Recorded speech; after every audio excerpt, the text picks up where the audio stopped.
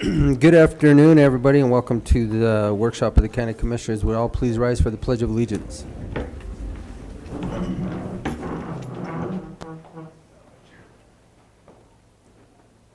Pledge allegiance to the flag of the United States of America and to the republic for which it stands, one nation, under God, indivisible, with liberty and justice for all.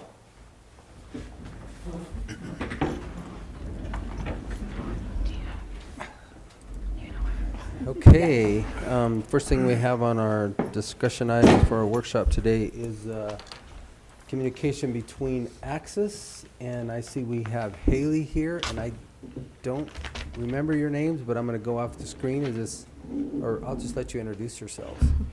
That's his way of saying he forgot his reading glasses. I'm Stacie Russel. I'm the Chief Behavioral Health Officer at Axis Health System. Okay. And I'm Shelley Burke. I'm the Chief Executive Officer. Okay. All right. Thank you for having me. Very good. Thank So, you. Haley, with that, I think you said you had wanted to do some screen sharing. Yes. All right.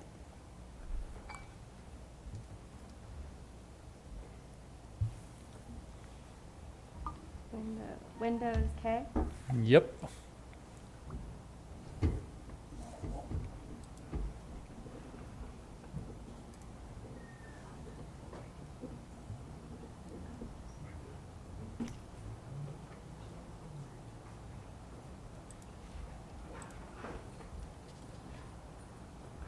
Sorry, I keep closing this in case it.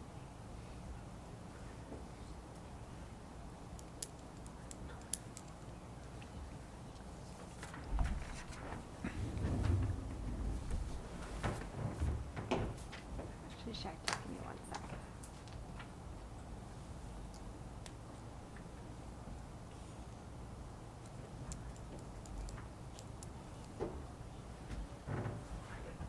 Shaq, would you be able, if I send these to you, will you share them? Do you mind? Sure, I'd be happy to. I think that would actually work better.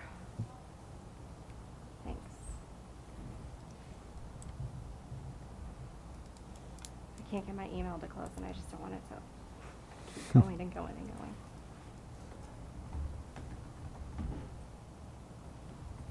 And is your mic on? Yes. Yep. And I can give you this other one too if you're going to need him to talk. Oh, perfect. Thank you. All right. So you should have it. Waiting for it to come through. Thanks, everyone, for being patient. Like Commissioner Candelaria said, I'm Haley Leonard-Saunders. I'm the Public Relations Director for Axis, and I live in Cortez in Montezuma County, and I am a regional director, but get to stay and live and work here, which has been wonderful.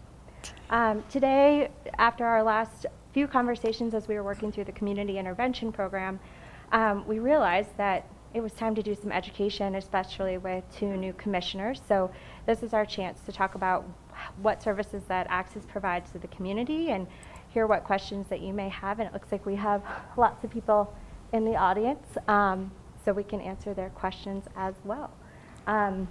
And once Shaq pops that up, we can just run through some of the basics. And like I said, Stacie's our Chief Behavioral Health Officer, and Shelley Burke's our CEO, and has been for about a year now. You can go to the second slide. So you might know we have 9 locations across the region, 2 of which are here in Cortez. We'll talk a little bit more about our proposed construction project towards the end. But we're planning on condensing our oral health location into our clinic, which is on Empire, right by the police station and the bridge shelter. We also are working on a merger with the Center for Mental Health, which is based out of Montrose and has 6 counties that they serve. So we're in the process of a really interesting merger, and we're excited to see how the synergies between our 2 organizations can really support all of the communities we serve in a different way. So one thing that's interesting about us is we are both a community mental health center and a community health center, and we're the only one in the state with these 2 designations. And we have about 3,400 patients that we serve here just in Montezuma County between the clinic and crisis services, and 30 staff that, that live and work in Montezuma County. And I thought Shelley could talk a little bit more about what it means to be a community mental health center and community health center, because it's a little different than other organizations.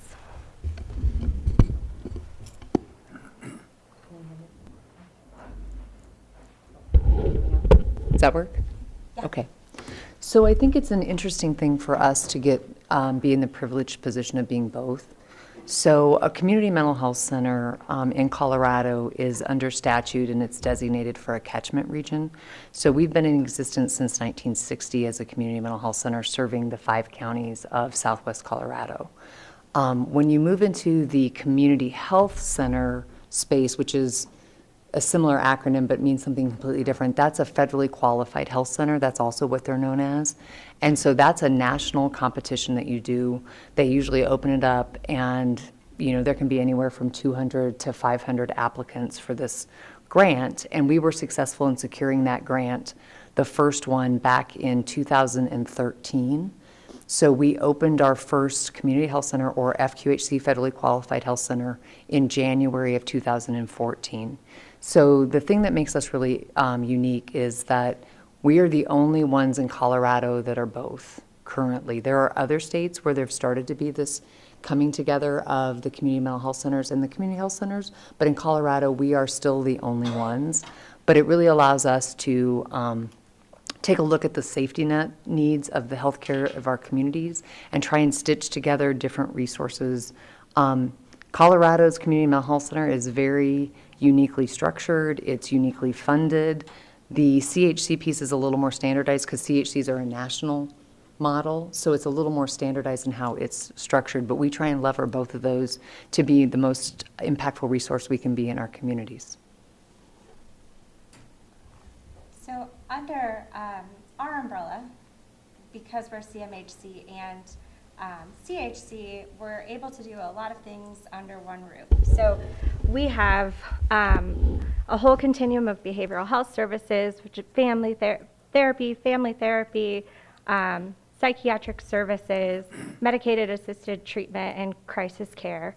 In addition to other things, we have a full spectrum of primary health care, oral health care, and all of the support services that come with that. So Medicaid enrollment services, community health workers, a lot of time and care is spent helping treat the whole person and their social determinant of health needs. So that's something that we work really hard on and is really important to us. We look at what is going on in someone's life that might be affecting how their health might be affecting their health needs. So if somebody is having issues with housing, interpersonal violence, can't keep the electricity on, those are things that our health workers can work with that individual on to see how we can support them in getting those needs met.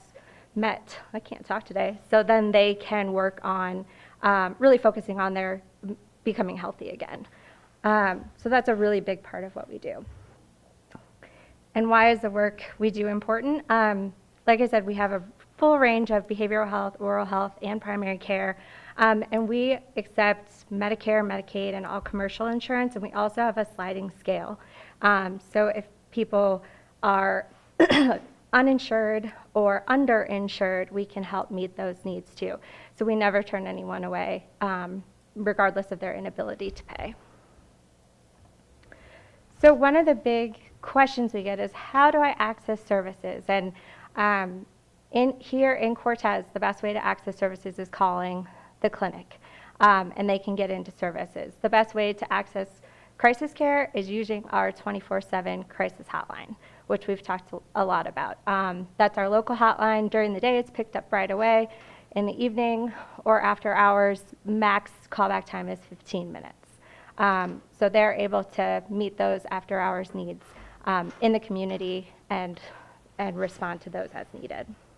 We also have a program that we've been working really hard on, and it's an emerging best practice to have peer navigators work with people that call and help them figure out what level of service they really need. Because a lot of times, and I know I've been guilty of this myself, I don't know exactly what I'm asking for. So our peer navigators can figure out what is somebody actually calling for and help them get to the root of what they might really need and connect them with the right therapist at the right time.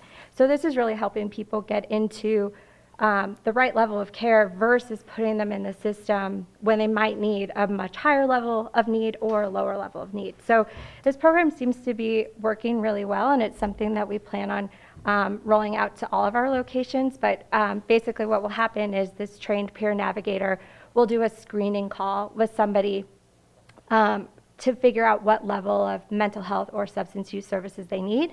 And that way, if we can get them into services without doing all of the paperwork right away, that is ideal, because then we can really get that person to care quicker, because that paperwork is often one of the trickiest barriers that we run into because of our state requirements. So we really try to help people get in a lot faster through this new process.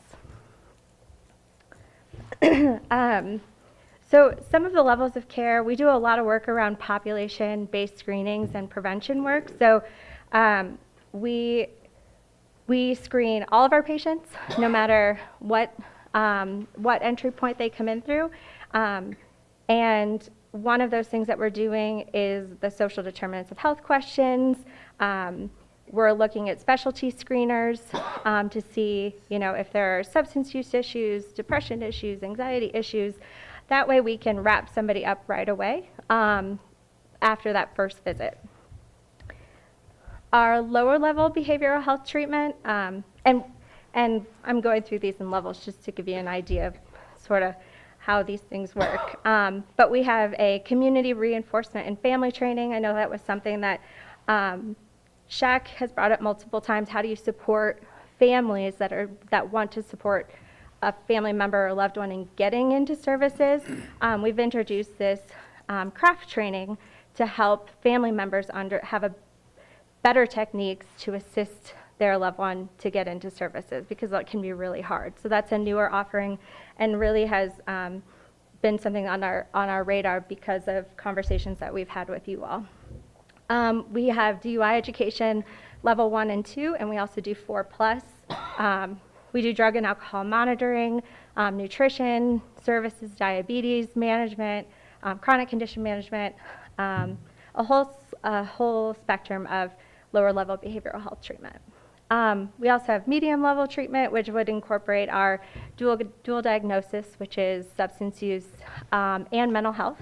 So those are treated together. We have our jail-based services, which are very robust. We do CBT, DBT, lots and lots of groups. But across the region, I think we have 47 groups that are running at any time during the week. And a variety of specialty treatments, including our medicated assisted treatment, which has been a hot topic with all of the work around opioids.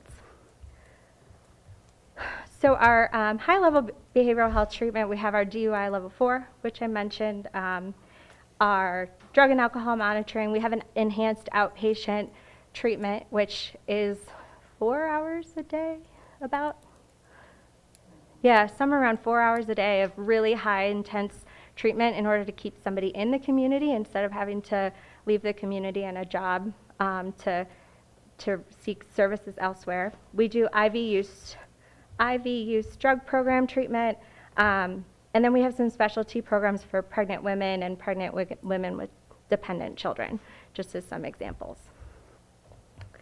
And again, our intensive behavioral health treatment is our ACT program, which some of you may be familiar with. We have about 25 or around 25 community members that we take care of with severe and persistent mental illness, and it's a full wraparound program, and their family is really involved, and it can be anything from meeting them in the community, making sure that they stay housed, helping them with payments, doing their therapy. It's anything that someone needs to stay stable.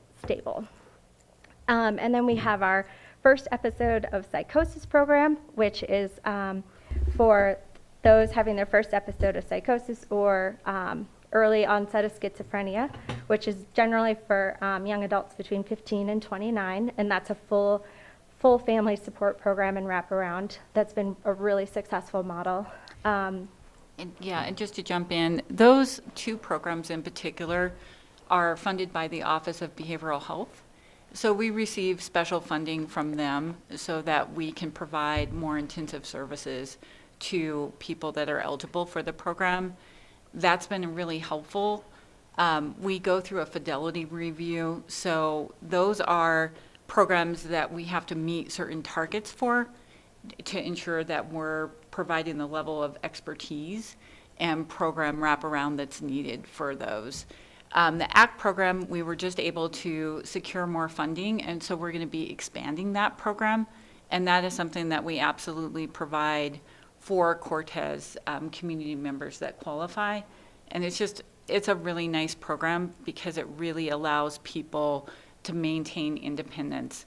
Some of the goals that are there for patients are things like have a job or do community service, independent living, things like that, that really allow people to be a part of the community rather than being in like long-term placement.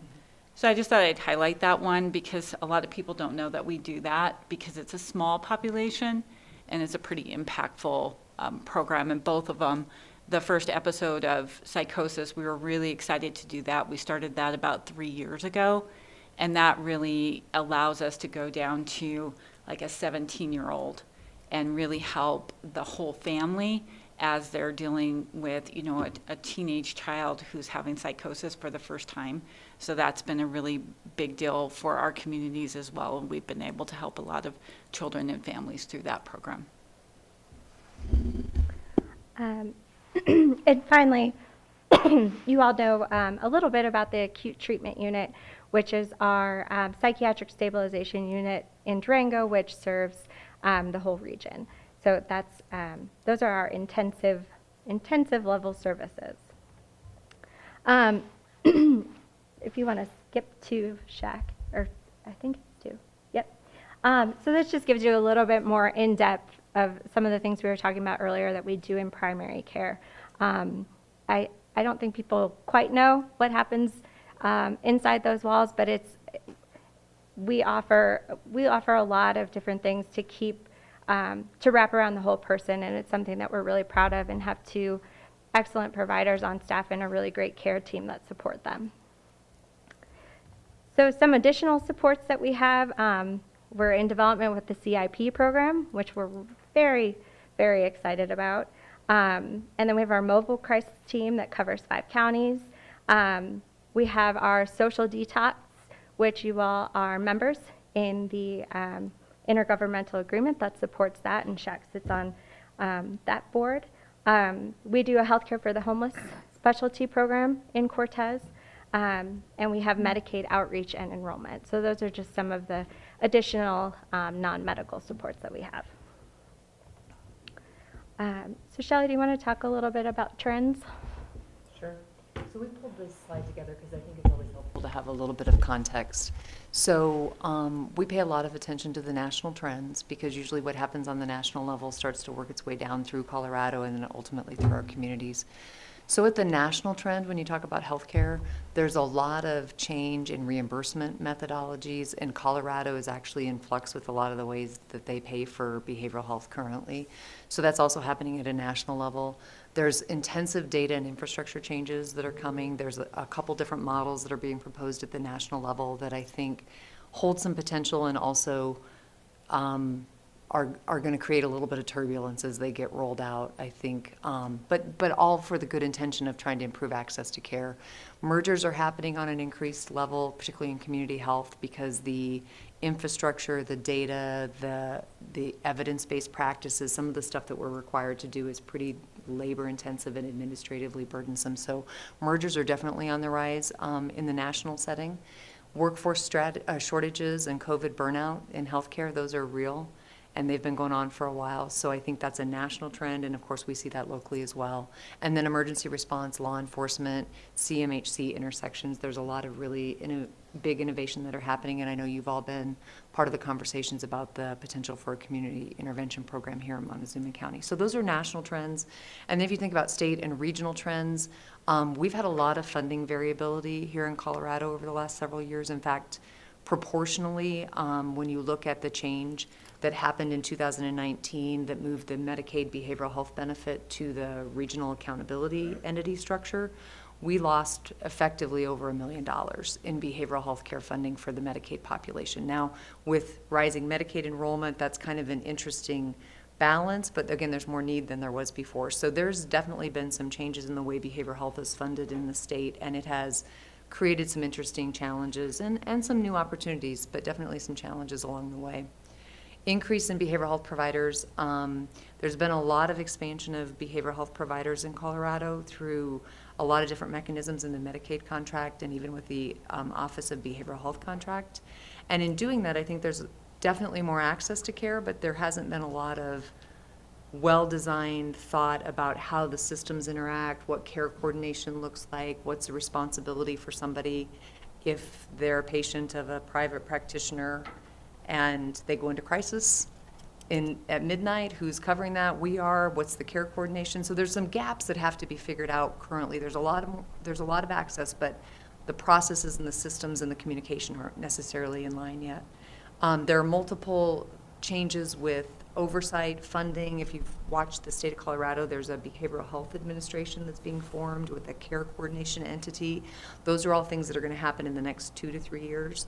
And they'll be pretty impactful, but right now the governor's actually recruiting nationally for a behavioral health administration cabinet position. I don't know what it's actually being called, but that'll have some pretty significant impacts all the way through the system and across the state. Of course, workforce shortages and COVID burnout are real for us in our communities as well. That's not anything different. And then again, emergency response, law enforcement, CMHC involvement. There's an evolution there, understanding that different parts of our system work differently with different laws, different structures, and trying to find ways to bring those resources together differently and allow the community resources that we do have to work at their highest and best levels in partnership with one another is a pretty big trend, not only here, but also across the nation. So that's kind of a quick overview of big picture stuff. So right now, what we're focused on and a part of our future is expanding our CIH clinic.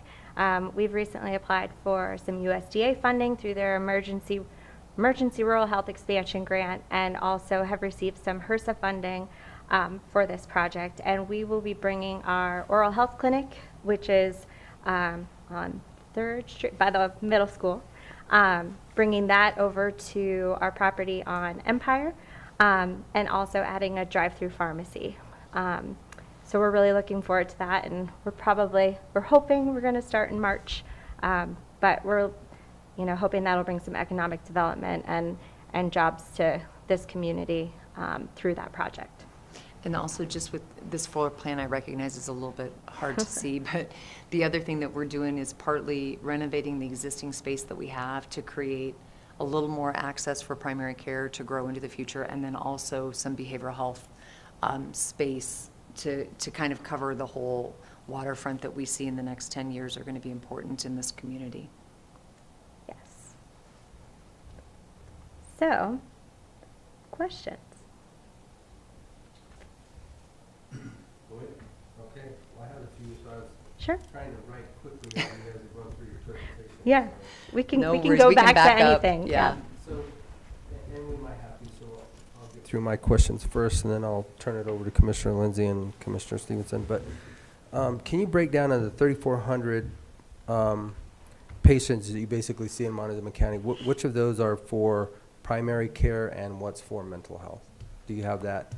What's the difference there? I can look. I was going to say, I don't have that off the top Yeah. of my head. I would Because guess. I'm About curious, I mean, 870 I know were just in our crisis system. So that's just crisis, not including mental health outpatients. So I can look that up. But we had So- 870 just emergency psych evals. for Montezuma County community members. Okay, and you said that you are the only one in the state of Colorado that currently has Is both. both Yeah. sides of that. So my question is, how did you get that, or how did you achieve that, or, Yeah. I mean, why is there only one place and we have it here in Montezuma County? Or great actually, I guess question. it would be the whole 5 counties. 5 county area. It's a good Or the question. region. How did we achieve that?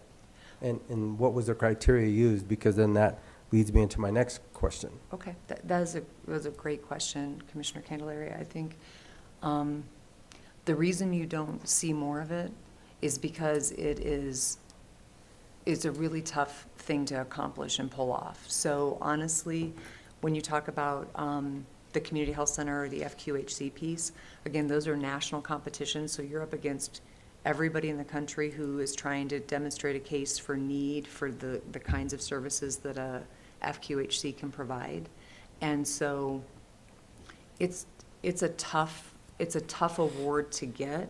And when you get it, the other tricky piece that I think holds people back sometimes is that if you are successful and you're awarded this status as an FQHC, a CHC, FQHC, you basically have 120 days to open a clinic and be seeing patients. And in today's healthcare world, that's a pretty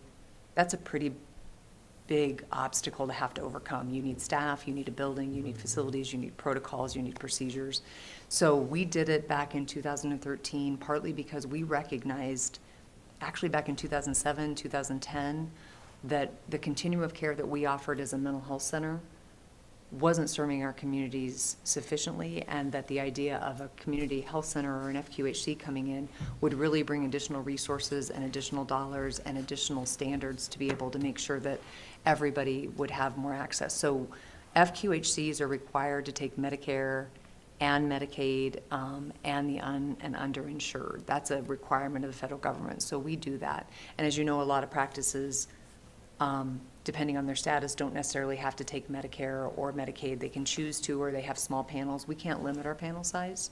We can limit the total number of patients once we hit that max, but we can't say we won't take Medicare patients anymore, or we won't take Medicaid patients if we have room to serve. So long-winded answer to say, I think it's a really hard row to hoe if you try and become both, and nobody has stepped to the plate and been willing to try and do it in Colorado to date. Now, I know there are a couple organizations that are looking at maybe merging in the future and trying to become together through a merger, but nobody has been willing to sort of go out there, demonstrate the need, do the application, do the national competition, and secure the status. Okay. So, the crisis hotline, you said that you have 15 minutes to respond to it. So my question is, being from emergency services, 15 minutes is, I'm just trying to make us be better, because I think 15 minutes is extremely long. If you're in crisis, 30 seconds is a long time, a minute's a long time. I mean, hold your breath for 4 minutes. And that's kind of what I relate it to. So I'm just saying, can we look at that? Is that, where did that come from? Where is that standard coming from? Because I think it's too long. You know, we beat that most of the time, quite frankly. And so it's a state standard that we need to meet, and they closely, I promise you this, they closely monitor that. So we are, really comfortable with our compliance of the 15 minutes. However, because we're monitored so closely, I think as part of our crisis team culture is, if you have the opportunity to call back, if you're doing a report and you get a call, you stop the report and you call. It's the 15 minutes allows us to, if you're on another call, then you can triage and get to the next call. And that's what it's really about, is just prioritizing when someone's in front of you and they're already on the line in crisis. You don't want to say, well, let me put you on hold, sorry. No, I and get jump that. back and forth. But we do a really nice job as far as prioritizing. When you get the call, you call them back. So that call doesn't just switch over to the next, I guess I It relate it to the can, fire service. yeah, So it even though can. we're out on a call and we have another fire call, well, you don't just stop the call that you're on. It goes to the next Right. next Right. engine company. Right. So Well, Whereas your and engine company, to I mean, use- is it can't just be, I understand you're not gonna hang up the phone on somebody that's in crisis, you're dealing with that Right. crisis. But how many people do you have in line? How deep are you? Do you have, So, it's a great question, and most of the time we're adequately staffed. It's kind of like the same thing as predicting a fire. There's always those times when the unpredictable happens and you get all the calls at once after 3 hours of silence. So that can happen. But for the most part, we're adequately staffed, and we're very timely with our responses. okay, so adequately staffed. I'm gonna keep going because I want a number. Sure. Is So that like we're on deck, contracted. in the hole? I mean, do you have 3 deep? Are you 4 deep? What are you? As we kind of talked about, and I don't know if we got really into this, for our mobile crisis team, it's for the 5 counties, and we're contracted through Rocky, who owns like the contract for the Ray. And so they have contracted with us to have 1 full team for the 5 counties. And then we have an additional team, crisis team, that's 24/7 as well, that runs at the same time concurrently doing different things. So we usually have 2 clinicians on throughout, and then during the work week, we have, other staff and management that can take calls as well. Does that make sense? Okay. Yeah. It does. I'm just trying to, and again, I'm just trying to say, I think Yeah. I see, listening to your presentation, I see holes that maybe we could just do better. I'm just asking the question to say, I hey, would, I'm on board with you guys. Let's do something to try and make things work better. I think, when we talk about holes, if we had more resources to provide, more, I think there are certain areas that we absolutely would want to do that. We're fairly limited with the funding that we have and the availability. And then, there's a couple different things. So we have that, and then we also have the scope of what we're allowed to do as crisis. And I think some of the questions kind of went to that. We have to consider our scope as well as, what we're given to provide. So, Okay. I think, Commissioner Candelaria, I think that the thing that I see that's changing on the horizon, and I think that it's an important shift, is the recognition in our communities that there's more demand than there necessarily are resources for. Sure. And I think that's partly behavioral health. I think, we talked to our staff when the pandemic first started that there would be a physical health pandemic and it would kind of look like this. And then we also said to our staff, and there'll be a behavioral health pandemic that'll look like this. I think it'll be steeper and I think it'll have a longer run out. And I think one of the challenges that we have is that when you talk about the mental health center system and the way it's structured and the way it's regulated and the way that it's funded and who it reports to, it is probably one of the most complicated structures you could actually imagine. And then it changes when the governor changes, it changes when the legislature changes, and they fund very interesting priorities, but they fund them very restrictively. And I think one of the things we've seen in the last 5 years is there's been a lot more small slices, buckets of money that can only be used for very specific things rolled out as an attempt to address some of the problems. But I'm not sure it's having its intended consequences in terms of, I think there's a lot of complexity and there's a lot of fragmentation now in the system, even for the way we're funded to deliver the services as a single entity. Stacie mentioned earlier, ACT. ACT is a very specific pot of money that can only be used for this population under these evidence-based standards with fidelity of the model, nothing else, right? So there's just, I think, I hear you and I appreciate the fact that the perspective that you're bringing to this is how can we do something better? How can we do better? And I think we do better in partnership with one another because I think there's just some challenges here that some of the solutions will have to come locally. So I have honestly. 2 follow-up questions. absolutely. If it's changing at the legislature's whim and at the governor's whim, are there specific steps that you would like the commissioners to take with the legislature through CCI to stabilize that sum? That's my first follow-up question. My second is in piggybacking off of Chairman Candelaria's questions regarding staffing. He alluded a little bit to, how many deep do you go on your crisis teams? But you were saying, Shelley, earlier that you're seeing a lot of COVID burnout, I think is the word you called it, among staff, as we are too. And my question is, for your regular clinicians that are just seeing people on an office basis, not an emergency basis, not a crisis basis, are you seeing turnover there? And if so, how is that turnover affecting patient care as patients need to see one clinician, they get comfortable, and then they change? And Yeah, those are great questions. I'll do the first one first. I think legislatively, the last legislative session with all of the ARPA funding that came into the system, I can give you an example. Senate Bill 137 has, I think, 18 different pots of very specific funding of varying different dollars for varying different purposes in one bill.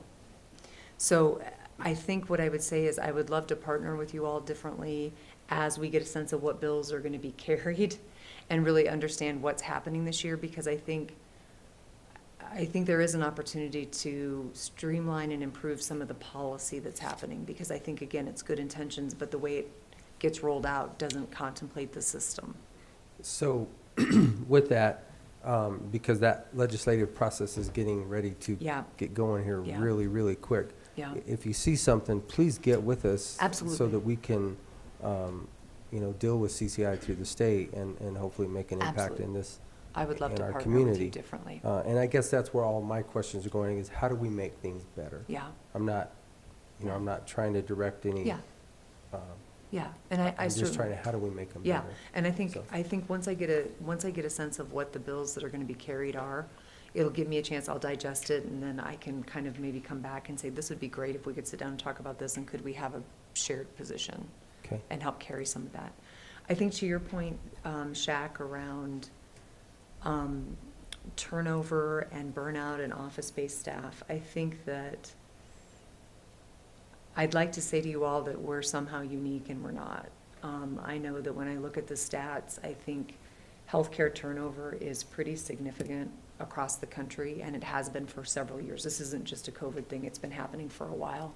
And there are certainly workforce pipeline challenges. There aren't enough people going into primary care, psychiatry, or social work. So we actually have a pipeline problem coming into the industry, as well as the current COVID burnout and kind of load that we carry. So it's something that we're trying to creatively manage.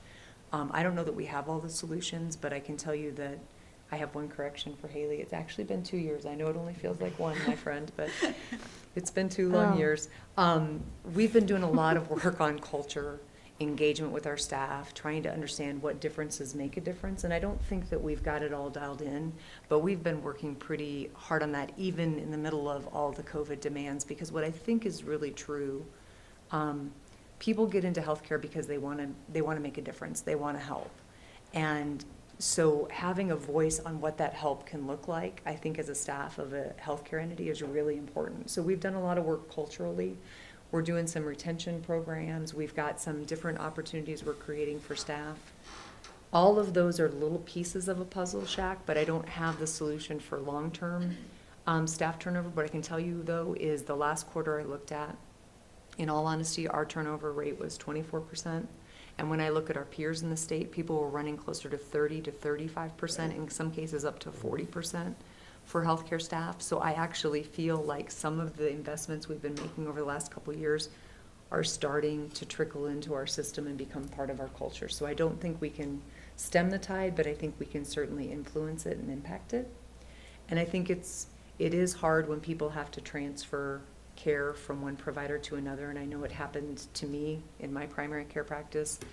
It happens to all of us as patients in healthcare, and it's certainly something we're trying to resolve. But again, I think we have to have an approach that's sustainable to culture change and investment in healthcare as a career and as a place that people really feel that they make that difference. And if we can start to manage some of that, I think we can reduce our turnover further.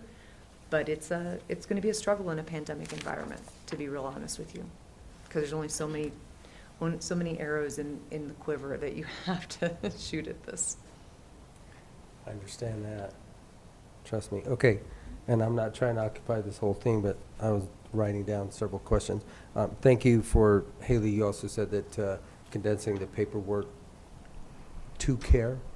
I mean, I think that is super critical, because paperwork still, whether it's a physical piece of paper Yeah. or a tablet or whatever, I think that Yeah. still is it's a mind thing that people can't get through Yep. when they really need care. So, thank you for that. Yeah, that's Shelley's mission. It's my passion in life, just in case you wonder what I do in my spare time. I actually have been involved with this organization for 21 years, and what I have seen happen over 21 years is an incredible overlay of data collection, administrative burden, paperwork, and frankly, it is my mission in life to get some of this stripped. I mean, if I achieve nothing else in my career, it will be to influence how we have set up barriers to accessing healthcare in this country, but in Colorado in general, and particularly for behavioral health. It shouldn't be easier to get brain surgery than it is to get in for a therapy appointment. But the Correct. paperwork we're required to have is mind-numbing. And in fact, Stacie and her team and I have been reading the regs and trying to figure out how far can we push and stretch and delay data collection to allow us to get more into the care and still stay compliant, because if we're not compliant, then I'm at risk for losing our license and our funding. So there's a fine line we have to walk here. But in the meantime, I'm on several committees at the state level that are talking about these very issues, because I am passionate that we have got to make it easier and have less data, because the data doesn't make a difference, it's the care. And I agree with that. We've got to get them to the care, not Agreed. the Agreed. data. Right. Although I realize that it's important, but There's certain things let's we get have them- to have, let's but get them to care. we can't be asked to get all of this data. It doesn't get used. Yeah, some of it is important, and some of it, quite isn't. frankly, is data Correct. for the sake of You know, data. I think about it just on some of the things that I do, and Makes you me get a crazy. packet, and Yeah. the first 10 questions they Yeah. ask are the first you've already filled out Exactly. Exactly. 9 times. I So know. it's like, I come on, know. this is crazy. I know. Anyway, okay, the next, the ACT program. Okay. Those that qualify. Mm-hmm. So is that something, what's the criteria for qualification to that program? So we look at their history, and it's like, have they had hospitalizations? Have they been in placement? Have they been incarcerated? Those kinds of things. So that history is looked at, and then as well as diagnosis. So, and that's a big component as well. So for example, if someone had like a major depression, they wouldn't necessarily qualify for that particular program, because it probably wouldn't meet their needs. There's other things that we could do with them. So this is a pretty narrow focus with a specific, I can't say that word now, goals. I think you know what I mean. But like, and really long-term, so a lot of our patients that are in that program are in that program for multiple years. Okay. And then, then obviously you said that you're looking at expanding that program, correct? Yes, So expansion, I mean, what, 10%, 20%, 50%? What kind of an expansion are you looking at? So to Fidelity, we have to have a staff to patient ratio, and I think it's 5 to 25 is the ratio. Mm-hmm. So we're actually looking at moving to about 45 patients from 25. Okay, So good. we'll be able to add, 3 FTE and get about 20 more patients enrolled, which will be really great for us. All right. And then how many primary care physicians do you have? We have 2 in Cortez. 2 in Cortez? Mm-hmm. And ideally, once the clinic expansion is done, look at hiring a 3rd. Yeah, and we've been recruiting for a provider for at least 8 months right now. Again, primary care providers, psychiatry providers, and licensed clinical social workers. The pipeline is just really small, nationally, not just in Colorado. Sure. And the last question that I had was the drive-through pharmacy. Yeah, Um, we're really excited about that. That's a benefit that comes from being a federally qualified health center. So we Okay. can participate in what's known as a 340B program.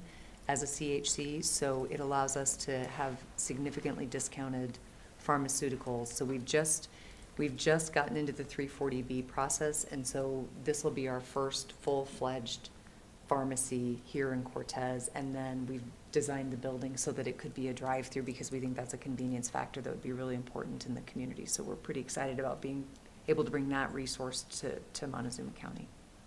And that's a resource that we don't have anywhere else. So Cortez will be the first in our area For you all. Yeah. for the pharmacy, yes. All right, those were the big points that I had. I'm going to turn it over to Commissioner Lindsay now. And Sure. You made the point of saying that on a crisis hotline, the call back time was within 15 minutes. I mean, and then you're saying that people that do the callbacks or do answer the phone can even be a manager?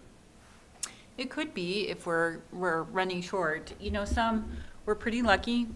Some mental health centers have people calling back that aren't necessarily have the expertise and the training that our clinicians do. Our clinicians all have. That was going to be my question. Are Yeah. they qualified to do Oh, that? Yeah, they all have, and all of our managers have a master's in the counseling field. So either social work, counseling, or they're like a licensed LMFT, or they're a psychologist. So they're all trained and able to take that call. So, which is nice because then we don't have to pass it off to like a therapist or anything else. They're getting that expertise right away. Okay, and in that 15, after the initial call and the call's called back, what's the time frame of delivery of services? I mean, are we looking at hour, 2 hours, 3 hours to get seen, or longer? So in rural, the limit is 2 hours. And again, we've done a really diligent job of making sure that if there's available and the call warrants face-to-face, they go. And if they're needing backup or things like that, then we have a way to triage that. So we don't like to see anyone waiting an hour just because someone doesn't want to get to the call right away. So they go right away, and then based on volume, they prioritize from there. Which the 2 hour, and I've brought this up, Haley, Mhm. 7 times. Here again, I look at it differently. 2 hours Right. is like not showing up at all.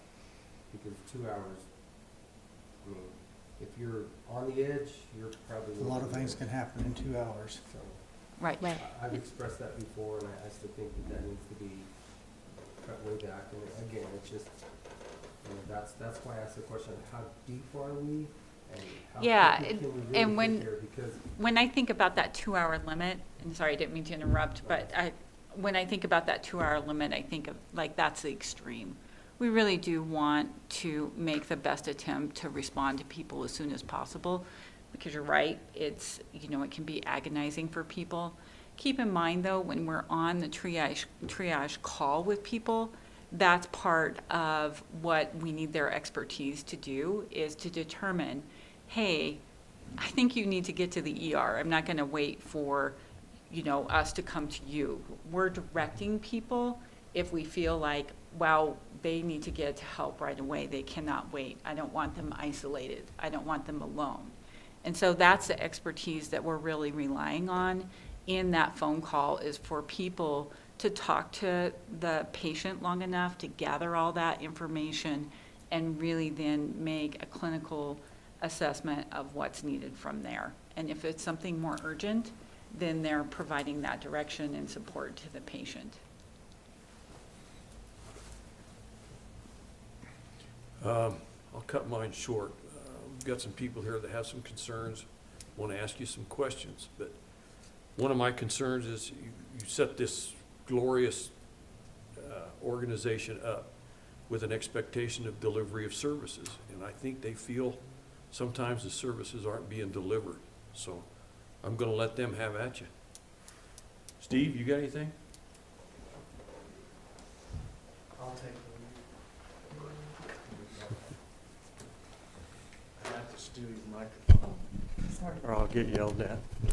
I think stealing is illegal, Sheriff. Actually, we could actually move a mic off the desk and give you one. so you It's can- terrible, okay? That's not right.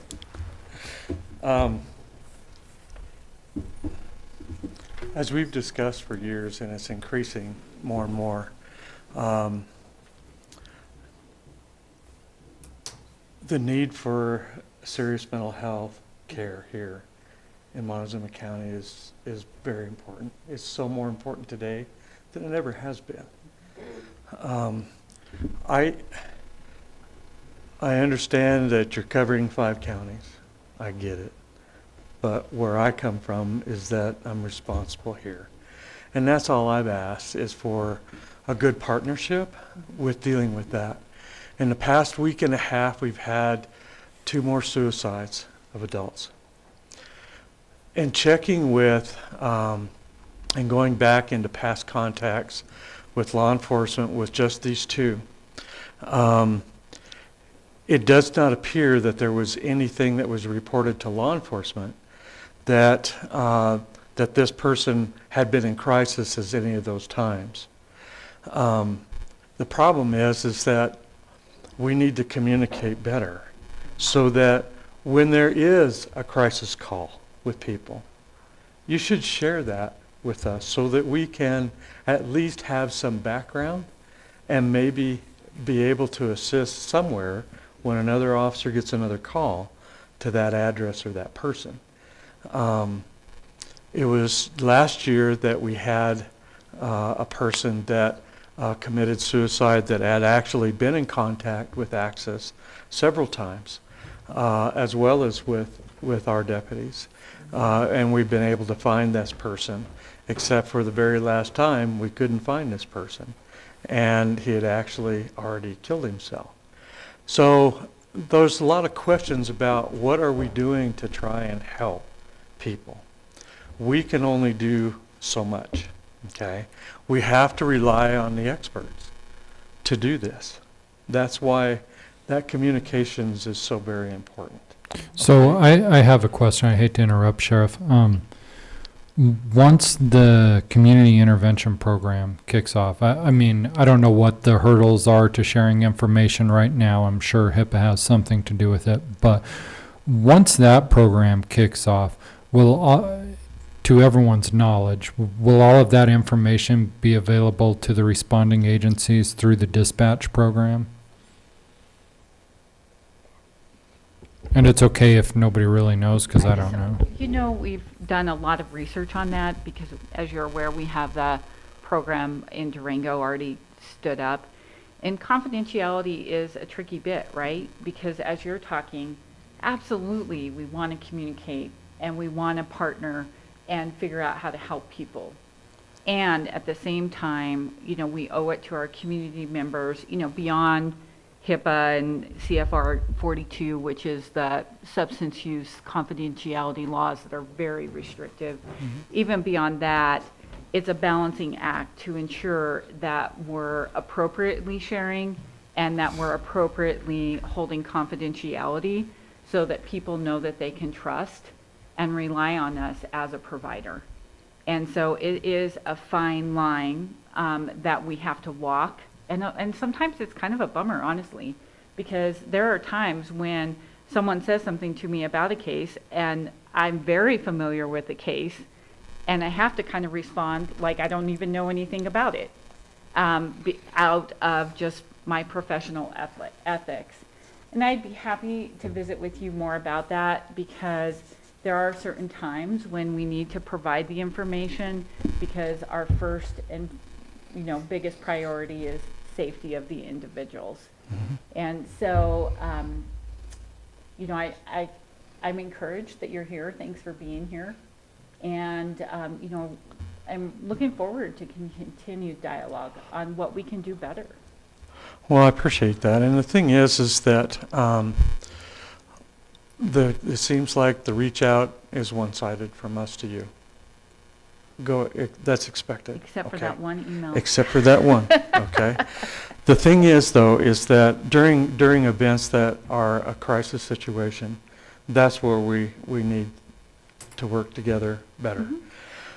I've never received any referrals that I know of from Access about someone, okay, that needed assistance. In the past couple of months, there were 2 phone calls that we received from someone with your crisis team, wanting us to do a welfare check on a patient that they were not able to get in touch with, okay? That's great, okay, but those are the only 2 that I know about. And that didn't go any further than that because they were fine, okay? They weren't in crisis at that time. They just wouldn't return a phone call to you folks. And I can't force them to make them call you, okay, but we relayed that information, okay? I think the big question I've got is that the 3,414 people that you've served in 2020 here in Montezuma County, I think there was, did you say 870 had something to do with crisis? Okay. That seems like an awful lot that we're not knowing anything about until after the fact. And the thing is that we have called when we have, and I think that's where the problem is that we have to have a response. Do you have anybody here in Montezuma County that is able to respond to those crisis calls when we are actually in contact with people or have them at Southwest? Well, I think, so couple things. You know, it is a lot. Over 800 calls is a lot. Mm-hmm. And, you know, the way I look at that in part is, you know, it's great that the bulk of those calls can be managed Mm-hmm. and the people can receive the care without needing the level of intensity of law enforcement. You know, that's something that we're monitored on, quite frankly, is, you know, from the Ray's side, they want us to have most of our interaction and hopefully not have to use law enforcement because we know that that's an automatic higher level of intervention, right? So we're looking to try to solve problems independently and help our patients within our own structure and our system. And so that's a really positive thing. Now, as far as communication gaps and things like that, I think that's just something that, you know, we need to continue to talk about. Because the bottom line is, you know, you can have 869 great interventions, but the one that isn't great, that doesn't go well, that is a bad result, those are tragic. And it hurts everyone, and we're too small. Like, I'm from rural. I graduated with 18 people. I know rural Colorado very well. And, you know, it's like the only way that we can really serve and do well is when we really have a sense that we're in it together.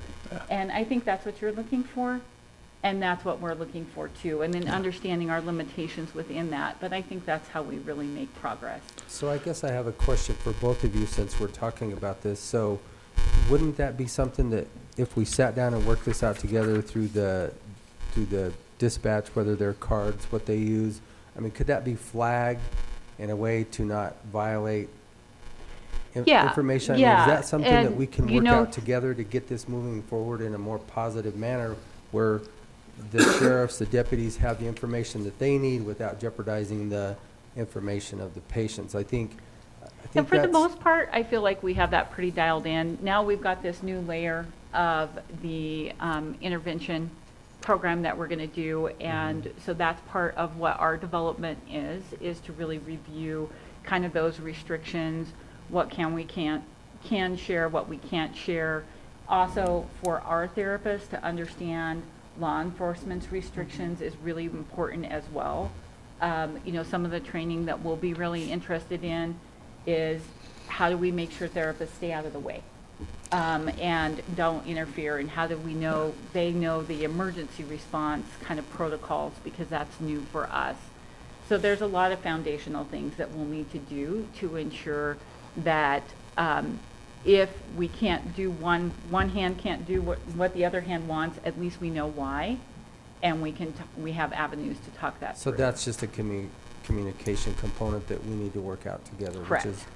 Which Well, just one other thing that may really not involve the commissioners, but because it's in this meeting, I want to bring it up, that I think that it would be very vitally important for Access to understand that they should actually contact every one of the law enforcement agencies and the coroner for those deaths that are by suicide, whether they be drug or other means, drug overdoses, attempted overdoses. The names of those people are public, and you should go back into your records and see if you dealt with these people.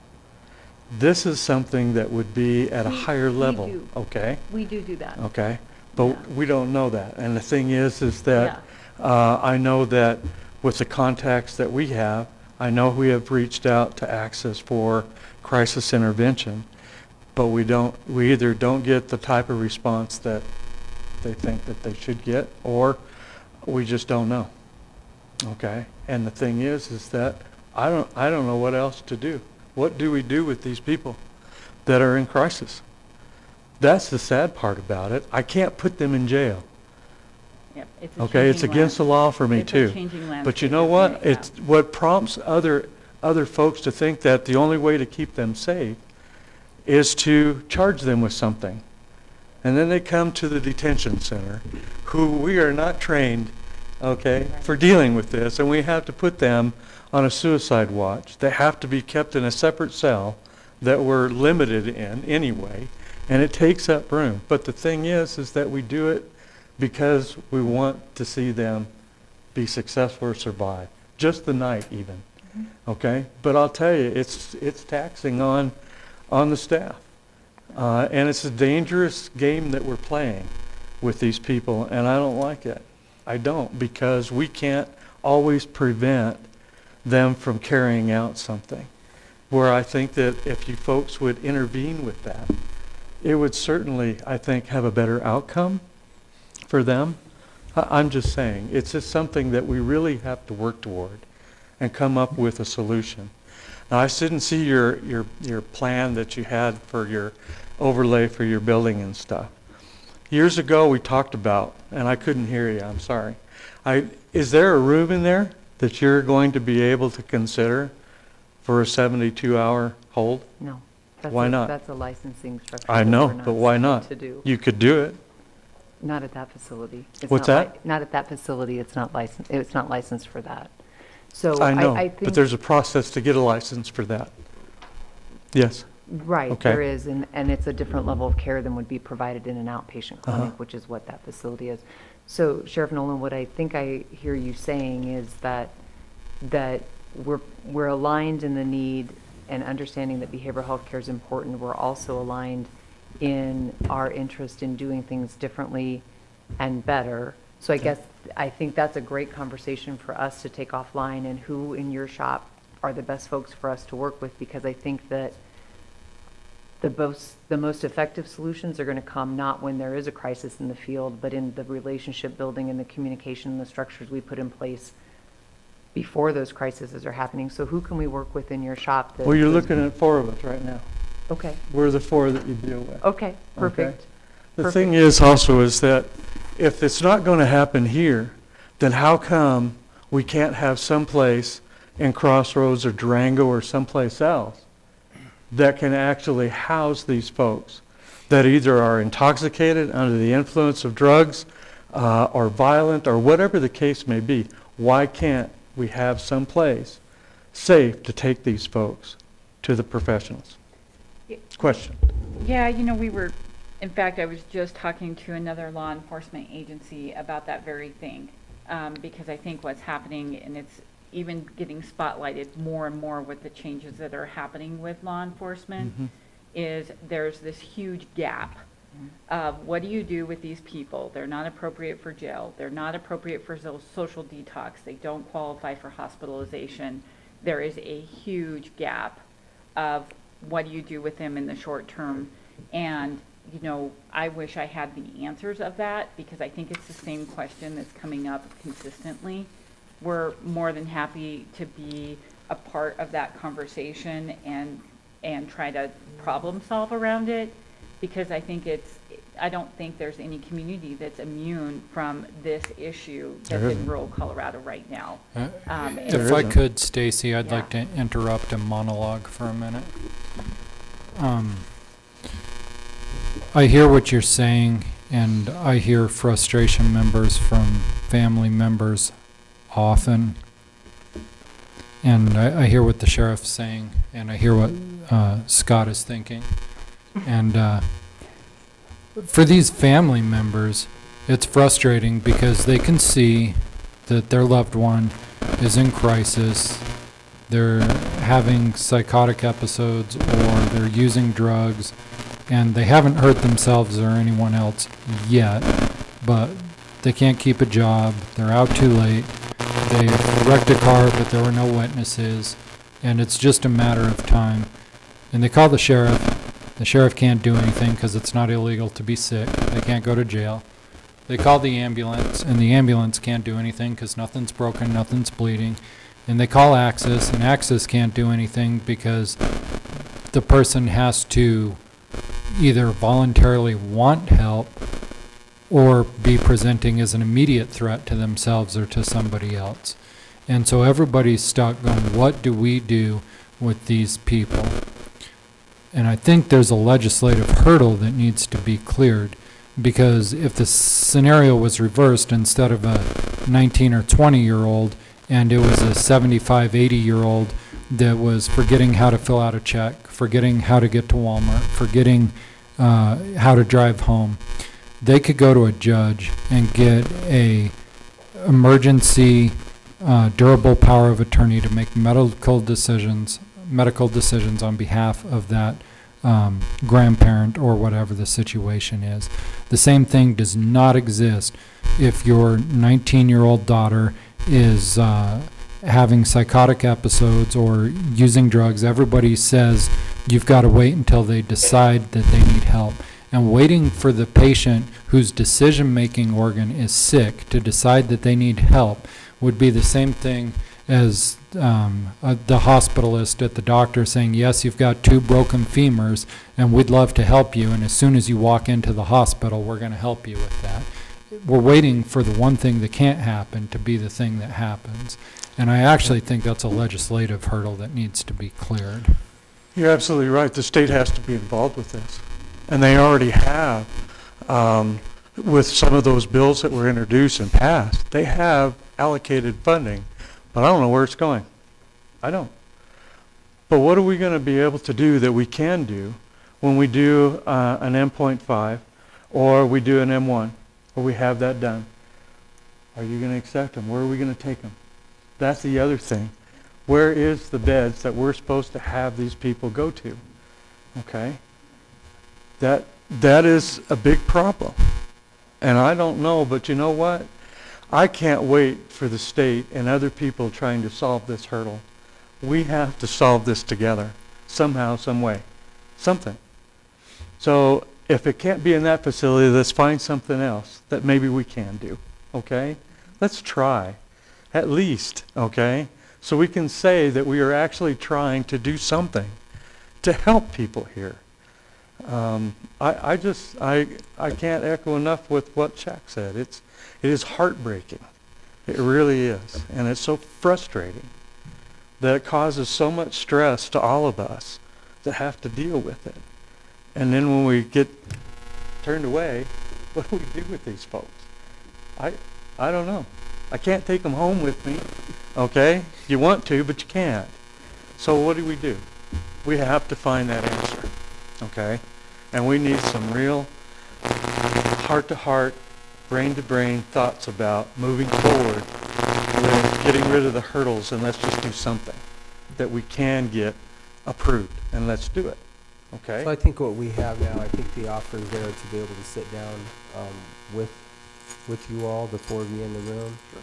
I think if that's something that we can actually move forward with, hopefully we can work within the parameters that we have and get something done and get something accomplished, and not One of always those worry has about balance. exactly what the state is going to allow or not allow, because sometimes you just have to push a little bit at the state. Trust me. So I think we can leave that there. I'm going to bring it back to Commissioner Stevenson because I was You unable. guys have pretty much asked all the questions I had, so. Commissioner, I had one thing that I wanted to add. Sure. Before I came to work with the commissioners here, I represented Child Protective Services here in the county for about 5 years. Chatted with some of our clinicians here in the child protection realm, and one concern that they had consistently was that there are a lot of holes in the services that are offered to children, specifically here in Montezuma County. I know a big concern that was raised is it's really difficult to get psychological evaluations for kids. And I saw that play out in the court system time and time again, where we were looking for providers in Grand Junction, in Durango. Oftentimes, the time frame that we got those evaluations, it was months. How can we address that? How can we get that service here in Montezuma County? I think it's vital for the kids here, not just in the child protective system, but as a whole, because right now there's a big hole. Yeah, I think it's, I don't know if it's George Bernard Shaw, but somebody has a quote that it basically goes something to the effect of the greatest myth about communication is that it actually happened, right? And I think that's part of the challenge. We've been meeting with social services, the DHS directors regionally we meet quarterly now, and we've been doing that for 3 quarters, 2 quarters. And one of the interesting things that we're working on, Ian, is that the language is different. Somebody can call us and ask for something, and in our world, it means something different. So we've had to back up the conversation to say, what is it that you actually need when you've got a kid? What does that actually look like? And who on our staff could help with that, if anybody. And we've had a couple of breakthroughs recently where we recognized that what was being asked for didn't sync up with what was really needed in the terms that we understand it as the healthcare provider with all the statutes and the things that we look at.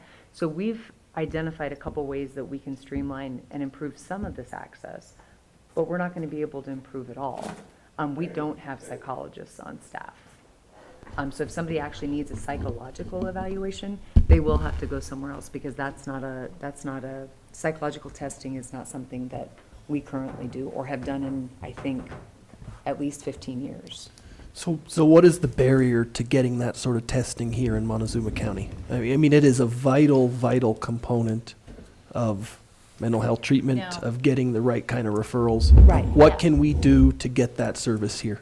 One of the things that we just uncovered is there's a difference between psychological testing and a psychological eval. evaluation. And a lot of people thought that, hey, you need a psychiatrist to do like a court-ordered eval. And in reality, our therapists can do that evaluation, and we have people that we can help streamline that process too, especially if it's a court-ordered kind of situation where decisions are being tried to make. So what we're doing is we're working closely with the Department of Human Services throughout each area, so that we can make sure that we're communicating on, hey, what is needed and how does Access either deliver that, because most of the time I think we can deliver it, or if we can't and it truly does fall outside, then how can we facilitate the referral to get people where they need to go. But a lot of times we're finding that we can deliver the actual evaluation or what's needed. And so that's been really helpful, just to increase the communication and get a better mutual understanding of what's needed for the patient. And then if the evaluation indicated that follow-up psychiatric care was needed, then what is the process? It depends on the age and the need of the individual. So they could end up getting care locally, or they could end up getting care through like a teletherapy opportunity as well. And where would they get care locally if that's not the type of people you have on staff? Well, they could get the local carers here at our Cortez clinic, and then we're working with a partner out of Grand Junction for some specialty care. Okay. And I'm watching the time. I know you guys said you had to be out of here at 3 o'clock. So, Yeah. Mr. Anderson, Ms. Filippi, did I say that correctly? Okay. I was close. I was close. Do you have any comments or questions? That you And you'll need to come to a mic if you do. I have one more if we have time. That's okay. Bless. So the only thing that I have is to, as we know that when law enforcement or fire departments or anybody doesn't know what to do, they call emergency services. And emergency services has the obligation to transport to a facility for evaluation. So that's the impact. And we have this new integration coming up, and we wonder how that's going to impact us if that services are not there. I talked to Mercy Medical today, and they said that there's a huge rise in mental health in the Durango area in La Plata County. And so they haven't seen any decrease, they've seen an increase. So they said that they're overwhelmed with that also. What I encourage Access Health is to keep the meeting with Heidi Lyric, to have the open dialogue, working with the hospital, working with emergency medical services. I would even invite the sheriff there to have those meetings, because I understand that you do have an open dialogue with Mercy Medical, and you guys are meeting and you're talking. I think it would be a better understanding of the whole process and how we can serve the community a little bit better there. So I really think that that's where the gaps are, and I don't want to go any further in the process of what happens, but I do want that. So keep that meeting, and I think we'll see some progress. Absolutely. We've had a few times rescheduled and today because we have an emergency within our own clinic. So I'll be rescheduling on that one. The sound system is the devil today. I don't know that that was helpful. I tried to be helpful. I'm not sure it was. And speaking specifically from the hospital side, as far as frustrations that we have is that one of the things you talked about is that if you've got somebody in crisis, then you refer them. If you can't get there, then you send them to the emergency department. We're not a behavioral health institution, and we're at the top of our capacity right now. So you send them, and then once that patient is sent there, where I'm wondering is, where do you come back in? And one thing that we haven't seen is you coming back into work with us. So the patient comes to the ED, and then they're ours. We have to find transportation, which a lot of times that means we pull EMS, and we're the only service in the county. So we pull our EMS to do a transport to Denver, to Colorado Springs, and we get nothing when we call. Once the patient is at the hospital, as far as, and you send them there, we can't get help to do. So if we can't find, we then have a patient, they can spend 3 days, 5 days in the emergency department, and we're left to find placement for them. And as far as a partnership, if you're going to send them to the ED and say, oh, go, you're in crisis, we can't help you right now or can't get there because of capacity, it can't stop with that phone call to direct us. That patient's there, it can be like I said, it can be up to a week. We're searching, and then we pull our EMS crew out. We pull a truck out of service, and we, not up till recently, we had a young man that was directed to the emergency department, and he wasn't violent. He needed some services, but he was directed to us, and then we have to send them, didn't need an ambulance to take them, but what else are we supposed to take them in? The transport's put on us, and the cost is put on the hospital to do that.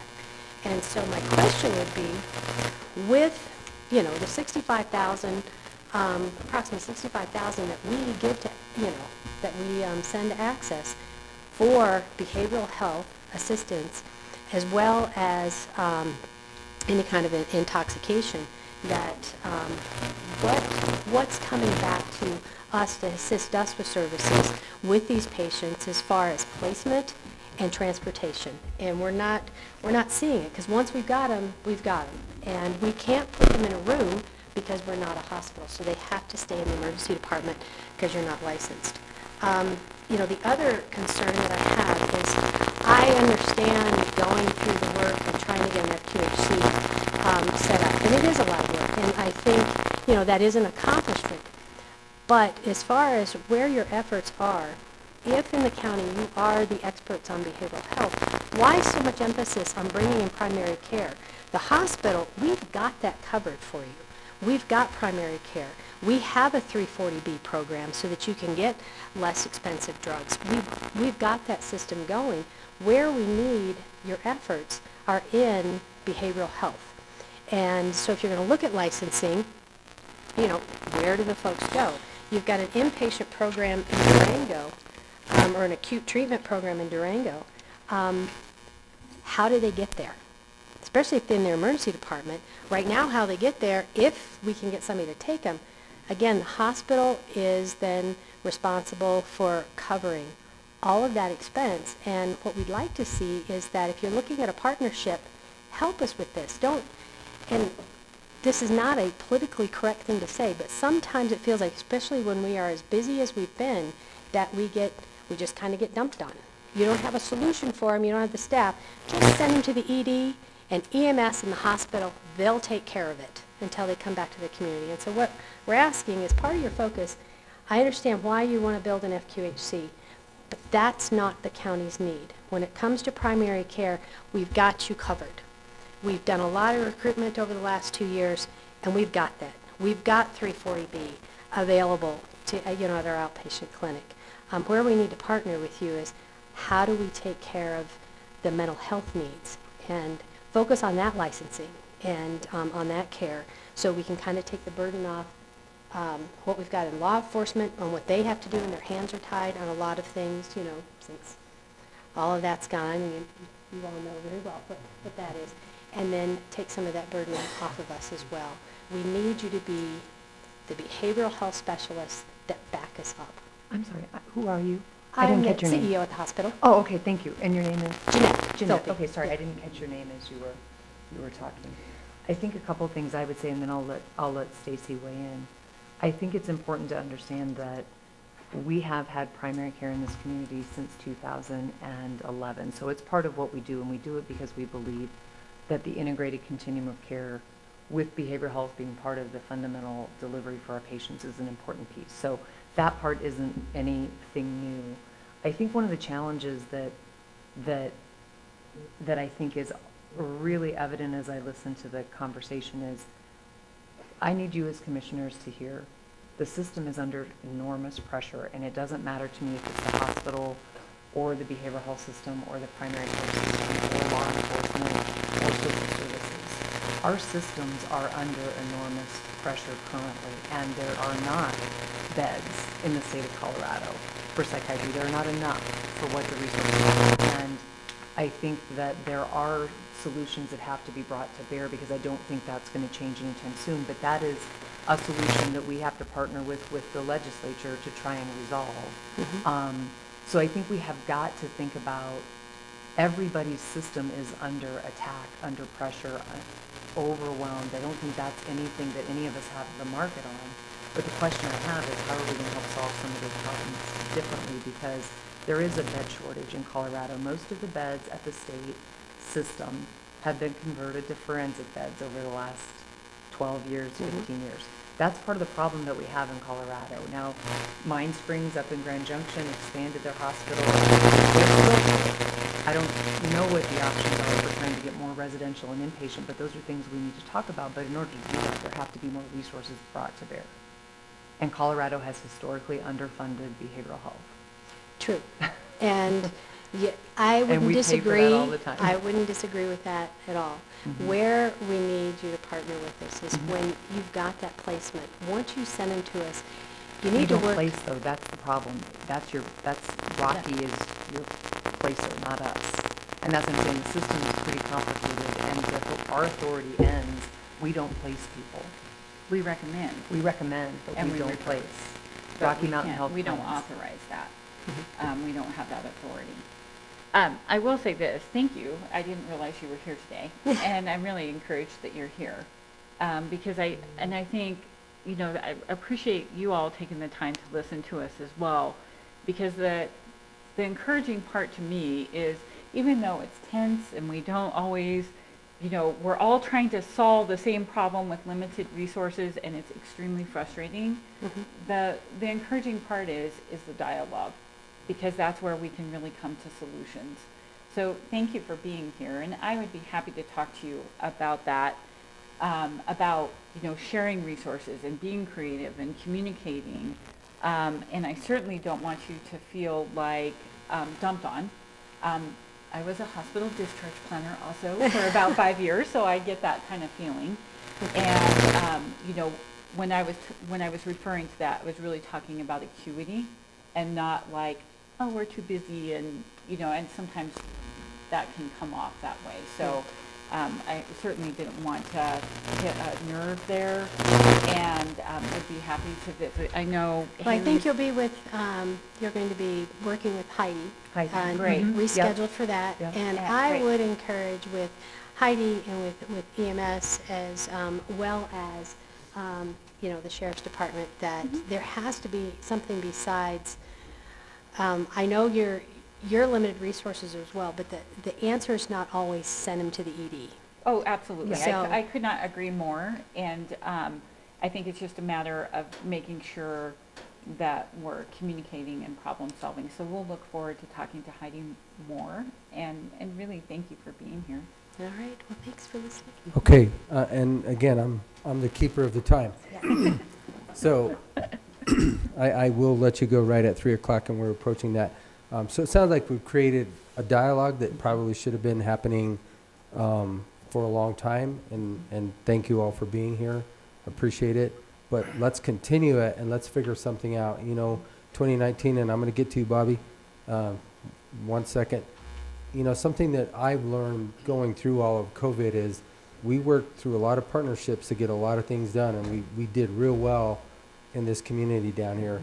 And I think this is just one more step to make things better for our community, is to pool our resources or figure it out.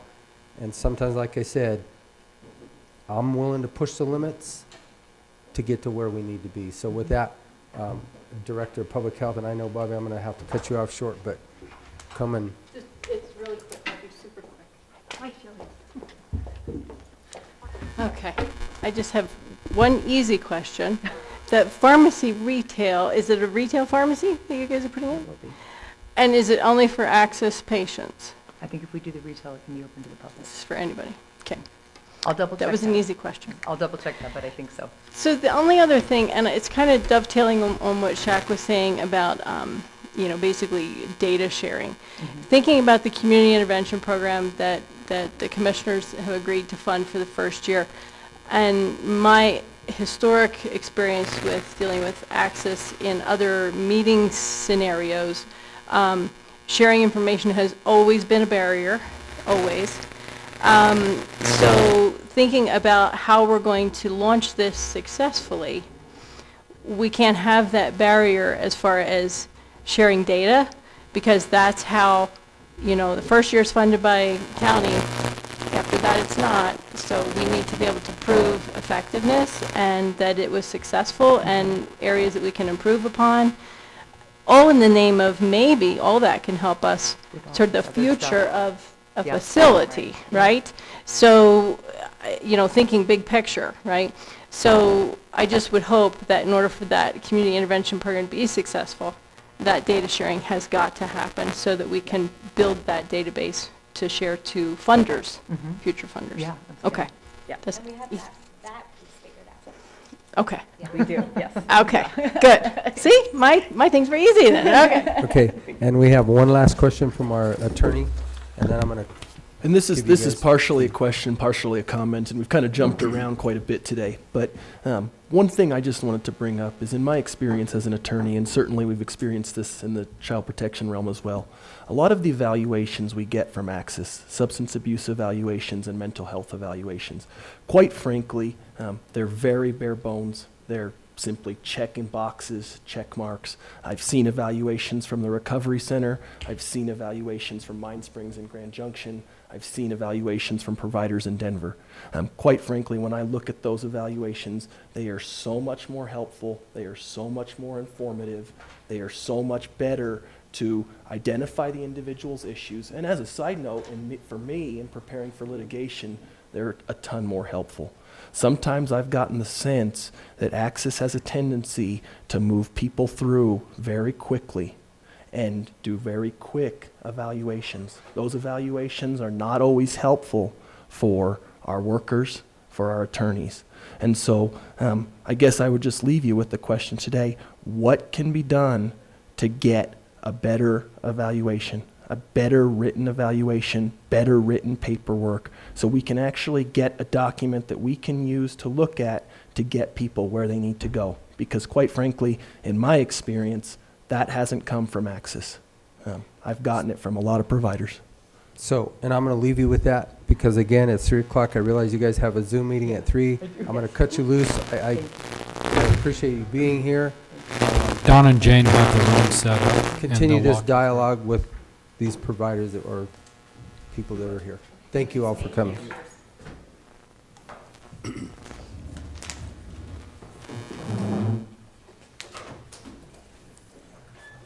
That's one thing about that. I wonder if we should push Kim over.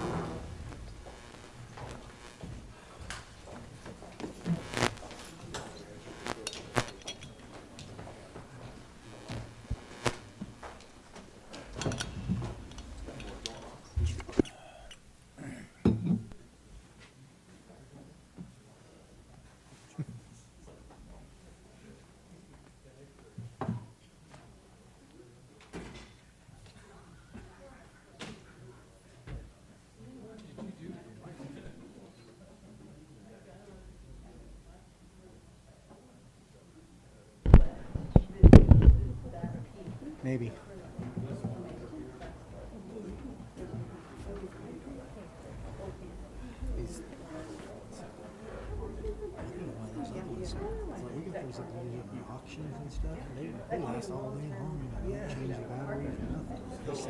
Okay, Mics are next still hot. we have on our agenda, we have our Benefits Committee.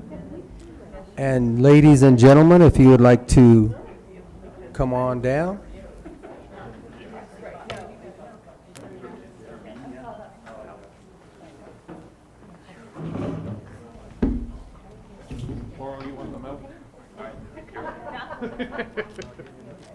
This will be part of a continued conversation that we were having from last week.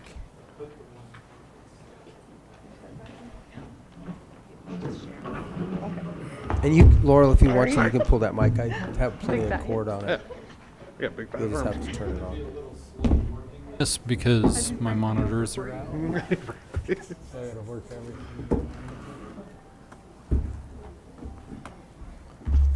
I'll wait for Commissioner Lindsay to get back in here and then we'll get started.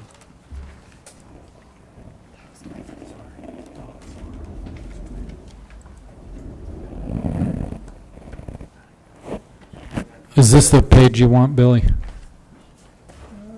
the first one, yeah. Did you get the new email I just sent? I changed the. I don't know. I have been a little occupied in not checking my email. I sent you a whole new set. Oh, Yeah, use that one.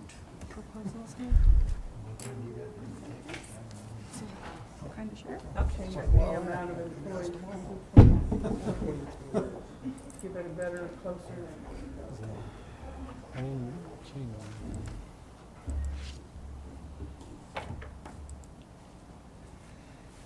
Do you have a Okay. printed copy of that? Because we don't have any monitors that are working. And I cannot.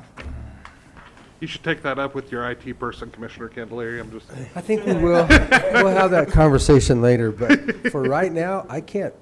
Well, I'm not being disrespectful to you, but the only way I can see it is if I turn around here and look.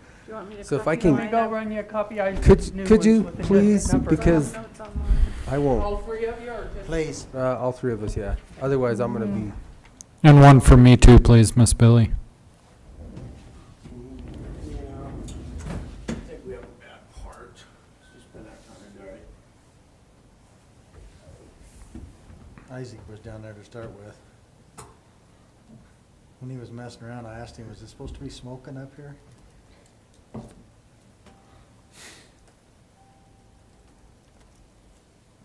So how did this committee go from 12 to 4? before that, usually I always show up. Okay. However, I won't be here tomorrow. Some other people on the committee are out sick. Who's not sick? Just a question, I mean. Joe. You know, it's part of, I would think that we have this committee set up with the county for a reason, so the participation needs to be. We're here. Yeah, we're kind of the four that have kind of been since the jump, and it's kind of ebbed and flowed in the meantime. I'm not sure if, is Gary still at conference from the landfill, because he's part of this, No, but he is off today. so. I don't know about Jennifer. Miss Connor had COVID last I heard. Mm-hmm. I don't know where Cleese is at. I don't know where Jennifer's at. That's okay, I was just curious. Doing that. We're the ornery ones. That's true. Well, today when I told everyone we were switching back to Cigna enrollment, and I said, you guys can join this committee Right? anytime you want. We can help. Mine were okay after I explained it's not you. Yes, exactly. Oh, yeah, a couple people you would have thought they were getting their hands chopped off. I'm like, Thank you. relax.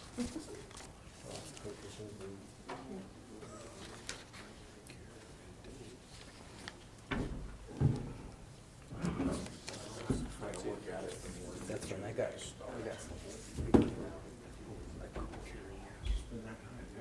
I have to say, I have to giggle when you're co-auditor working with you all those years. I used to be hot all the time. It's like, These are all the same. Okay, she likes sitting over. I think we all have It was cooler. We're still live. Your mics are papers still now, hot. so I think we can get going. So with that, I will turn it over to your spokesman or person or Billy today. people. So it's Billy today. So, Commissioner Stevenson, if you look at the county pays one, each one of those are different, correct? I heard you say these are all the same. Well, the ones I got here, they all say 2022 insurance rate final. Right, but if you look at the county pays, like the middle column, the first one's 81148, or actually the first one's 83933. That's our current. And then it says 81148, the next one's 876, Right here, where it says 900. Okay, Got it? So- okay, Okay, that's the 839. difference in them. That's okay. the amount that the county would pay. So I see. right now, we pay $839.33, which ends up to be $10,071 a month a year per employee, which is $2.2 million for the whole premium. Okay. So we were looking at the 811, which is what the county funds. The county always funds at $1,000. So that's the number we use when the insurance company gives us the numbers. We use that number as for all the plans. Okay.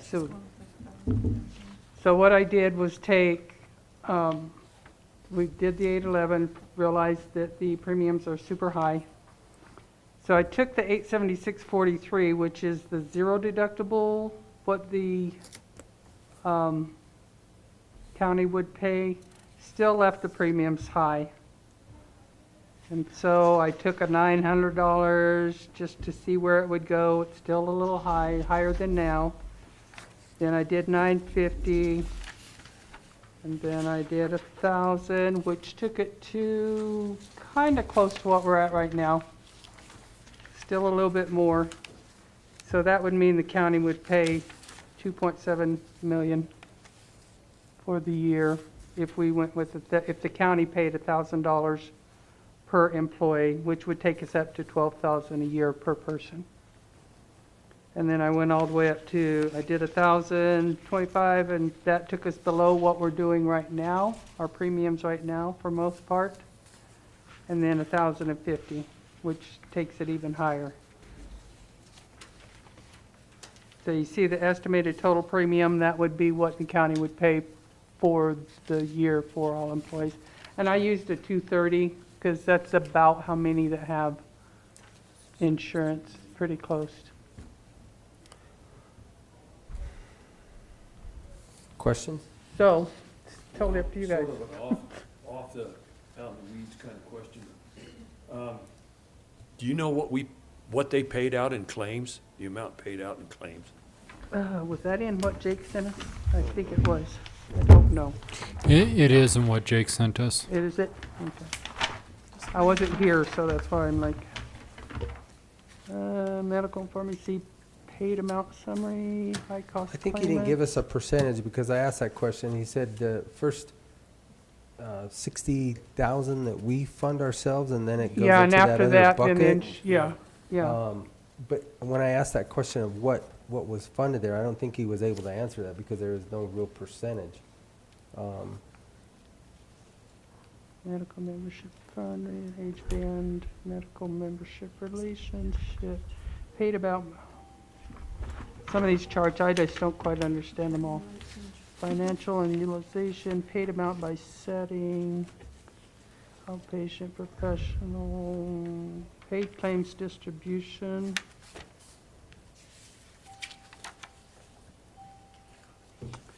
So my real question for you all, looking at all of these, even, going from the 839 to where we're at now, to the 811, all the way up to the 1,050, yep.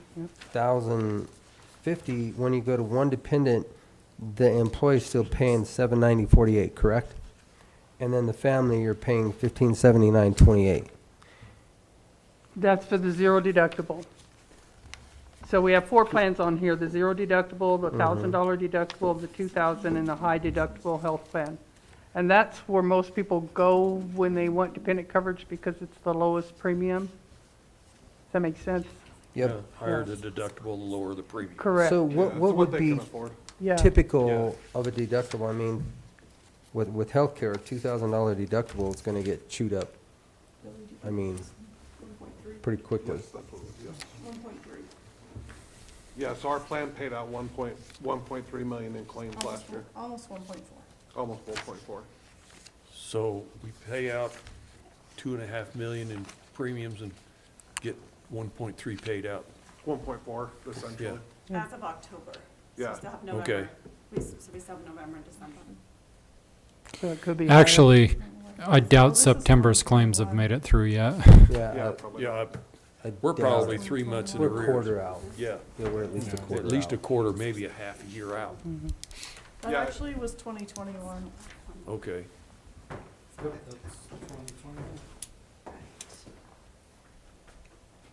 So that's in addition to what we would pay, or that's the estimated total premium with what we already pay for the employee?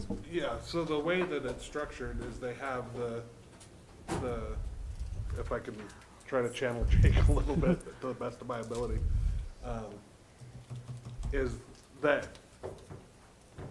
if we have major claims and it goes over a certain dollar amount, we actually have separate insurance that covers that. Catastrophic. So, Yeah. basically a catastrophic event happens with somebody in the county, if somebody has, a heart attack or some big event that costs Yeah, still, millions of dollars, then we Yeah. have insurance that helps us at that level. So, I know that's kind of a crude explanation do of we, how that works. excuse my ignorance, but do we also do any insurance businesses like Aflac, anything like that? Okay. Yeah, Yeah. We do. yeah, we have supplemental insurance that's offered to the Which is employee. 100% paid by the employee. We Okay. we don't Okay. contribute to But that. it's very inexpensive. It's Right. not. Yeah, Yeah. Depending on, they have multiple plans that you can pick from, but, Depends on what they have, yeah. right. and There's I think several. it's very target specific in what you want to cover, whether it's a major health event or it's just accident or Well, they have life or short-term disability, because we disability. don't offer that, yeah. Yeah, Yeah. So I guess laying this out to us, what really is your ask? Let's just get right to it. absolutely. Can I 'Cause- jump in on this? Mm-hmm. Because I've done some numbers. So, in doing research for this presentation and talking to other municipalities within the county, being Mancos, being Cortez, because the biggest issue for us, at least at the sheriff's office, speaking for us specifically, is being able to retain employees when they can go to another agency and have better benefits. We're fixing to lose 2 more really good deputies because they have kids and they can't afford to put them on our insurance and they don't qualify for Medicaid. Medicaid or CHP or anything like that. We have a plus 100% turnover rate at the county over the last 5 years. It's just, we've become very non-competitive in our realm of trying to retain employees. So in pooling our people and questioning them, and I think we saw that, I don't know if you guys saw the survey monkey that went out. Roughly countywide, we have a 20% turnover rate, and with that was we're looking for better health benefits where we can afford to cover our family. And talking to those other municipalities and where they're at and how they're doing that, they're funding their employees at about $1,700 per employee per month. That's how they're covering the kind of the target number from what I researched was 70% of dependent coverage is kind of the target of where you want to get to help cover dependent coverage. Obviously, that comes with a big bill. Kind of what we discussed as a group, and my cohorts can correct me if I'm wrong, is building that out over either 3 or 5 years, where we increase that over time so it's not such a hit financially to the county. And then if next year, right, something catastrophic happens and you can't commit to that increase, then you don't have to. But building that out over 3 to 5 years to hit that target number, both 70% of dependent coverage at about $1,700 per employee. And how do we do that? So you could do, if you're looking at a 3-year span, you're looking at about a 30% increase on our, 8 per employees, 800 and 811 right now, it's 811.48. is 811. So increase that by 30%, you're looking at about $250. That would increase us at about 30%. Now, not every, and the thing about it is not every employee is going to utilize dependent coverage if they don't have dependents. So, but I think you have to look at the overall number just to plan for it, I think. But you're looking at about if you took with the number of counties and employees, you're looking at about $800,000 for an increase to start getting us every year to that target number. If y'all want to check my math, but I think I'm pretty close. So that would increase us to about $1,084 for 2022, increasing to $1,334 per employee per month in 23, and then $1,584 and 20 cents in 2024. But building that out over the next 3 years, realizing that everybody has asks, every department has needs, and there's only so much money.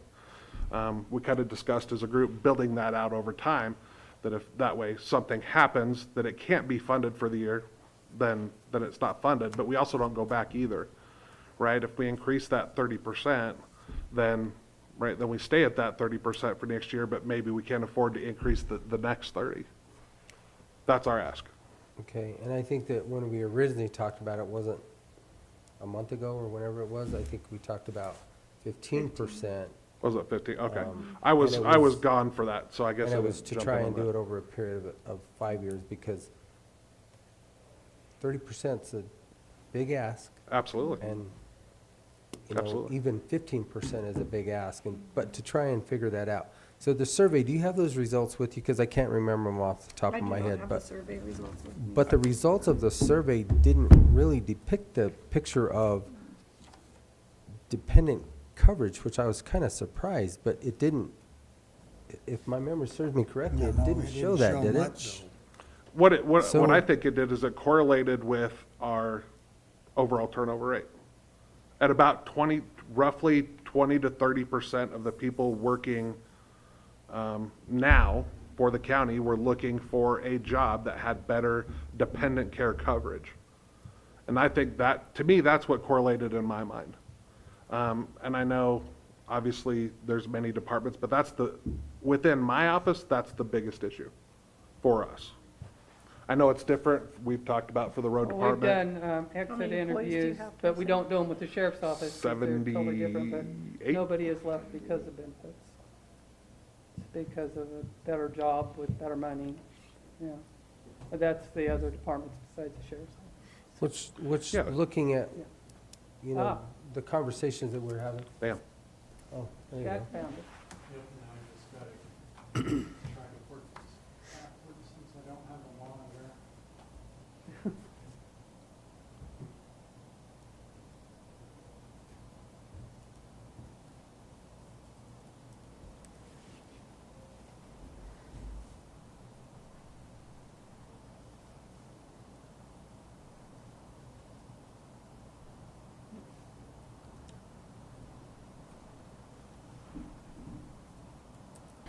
Y'all can tell me where to stop scrolling, 'cause I got a kink in my neck. I'm just gonna keep going until somebody says stop.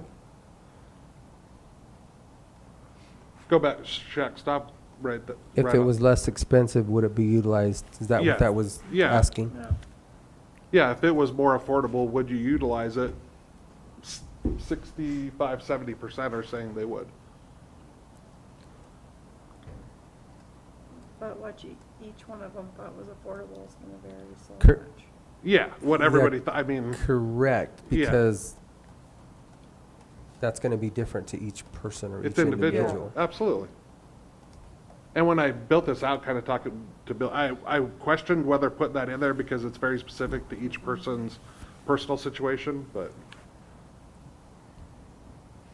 So, and this was the last one, and I think this is what correlates, is that 25, almost 30% of people, are you looking for other employment with better affordable dependent coverage? That correlates with the county's overall attrition rate, which when we talked, Shaq said was about 20%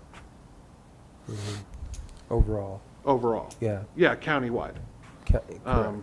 Ours is significantly higher than that, but countywide, it's about What? 25%. Correct, and I think you also face other issues that other departments are not gonna be facing just because of the Sure, pulse of what's going on in Sure. the nation right now. There's agreed. a lot of reason why law enforcement officers are just leaving.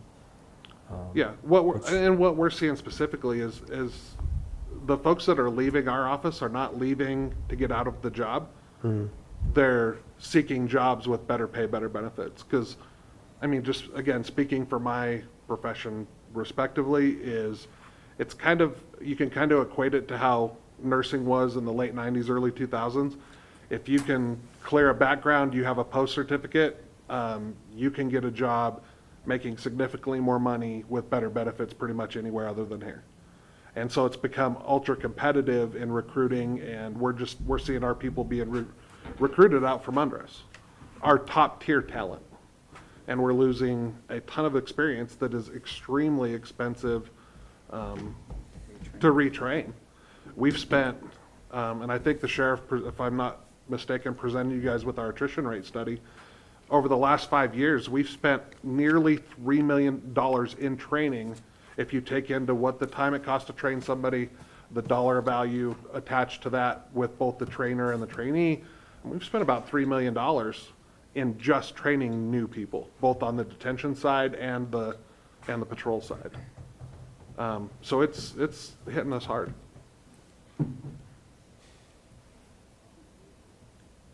I feel like the road department is fortunate in that we do not have the same issue that the sheriff department does, but I think as that $3 million, it hits everyone in the county. I think it's important to try to find a way to support them. Thank you. Well, I do, I'm not. I don't. I'd No. like to have a nice officer. So, if we take where we're at right now and the estimated premiums are at 2.215831, correct? And we add That's what we're 15%. paying this year. That's enough for sure. Correct. And if you add 15% onto that, it increases it by 332,374.65, which puts you,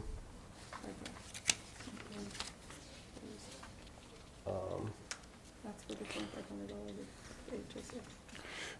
Commissioner, you really want to add 19% because the regular premium's already going up 3.5? Yeah. That's the other factor of that 15%, and then our rates go up too. These estimated total premiums, is that Jake's numbers? This is where we're. Yeah, the numbers that I used came from the insurance So it's gonna company. go up Okay, Yeah. $100. They give us what we're going to be charged by them, and then that's the numbers I put in here. See how I understand. do they have any, way to build in savings if we, offer certain programs? I know through my Pinnacle Assurance and through my other insurances that, you do certain things and they'll give you a discount, health checks, stuff like that. I think that was one of the things that Jake was trying to Talk with the hospital. tell us yeah. about with the hospital, is if people are comfortable with, obviously they have their choices to make, but with our community aid of our hospital, that things would be more affordable here locally. Which, Right. Yeah, we're I would gonna like give to encourage discounts. that also, because we need to utilize our own hospital and Sure. to try and promote that also. And we're working as a committee with Jake, with Cigna, which will be our new carrier, to try to build some wellness benefit in there. Historically, I know in the years I've been on this committee since its inception, as have the rest of these ladies, that historically, we have higher claims in Montezuma County than they do elsewhere. Yeah. And so what we're going to try to tackle this year, I think, as a committee is how do we Incentivize healthy living. incentivize healthy living, and what does that look like? And so we're trying to, excuse me, so we're trying to work on that as a committee going forward into 2022. I think a good first step would be to get the commissioners in the gym with you every morning, Tyson. Do what? To what? I think a good first step would be to get the commissioners in the gym with you every morning. They would probably outwork me. I'm like, okay, let's go. Okay. I was thinking, Shaq, shut up. But Shaq's 100% right. We have a gym in our office, and it's the same 8 people Yeah. that you see in there. When I go down to work out, when I get off at 5 every night, it's the same group of people using it. How can we, and this is countywide, how can we improve employee health, which then directly affects the money that the county is putting out for health insurance every year? And how does that look, and how do we do that? And I think that's, you can't force people to live healthier. That's kind of up to them. But if they would, it would directly affect our rates and help us in the long run. Sure. Do we do anything with our health department? Well, we used to do the cholesterol screenings, and the blood pressure checks and those kind of things. And we have talked about doing something, during open enrollment type of thing. But the funding for that went away, right? It did, yeah, it did. The state took that away a few years ago. But, what we talked about, us still having that equipment, being able to still do that. But then the whole liability issue came into play. We've had a lot of ideas, but nothing's come. So that's cholesterol screening. How about just education to our employees of eating right, Yeah. sleeping right, the proper fluids to drink, and what not to drink? That to me is just education. That there should be no liability to that at all. And it should So just Jake's trying to work in a piece to that with Cigna, that part of our insurance coverage, and correct me if I'm wrong, but you would get a health coach with that.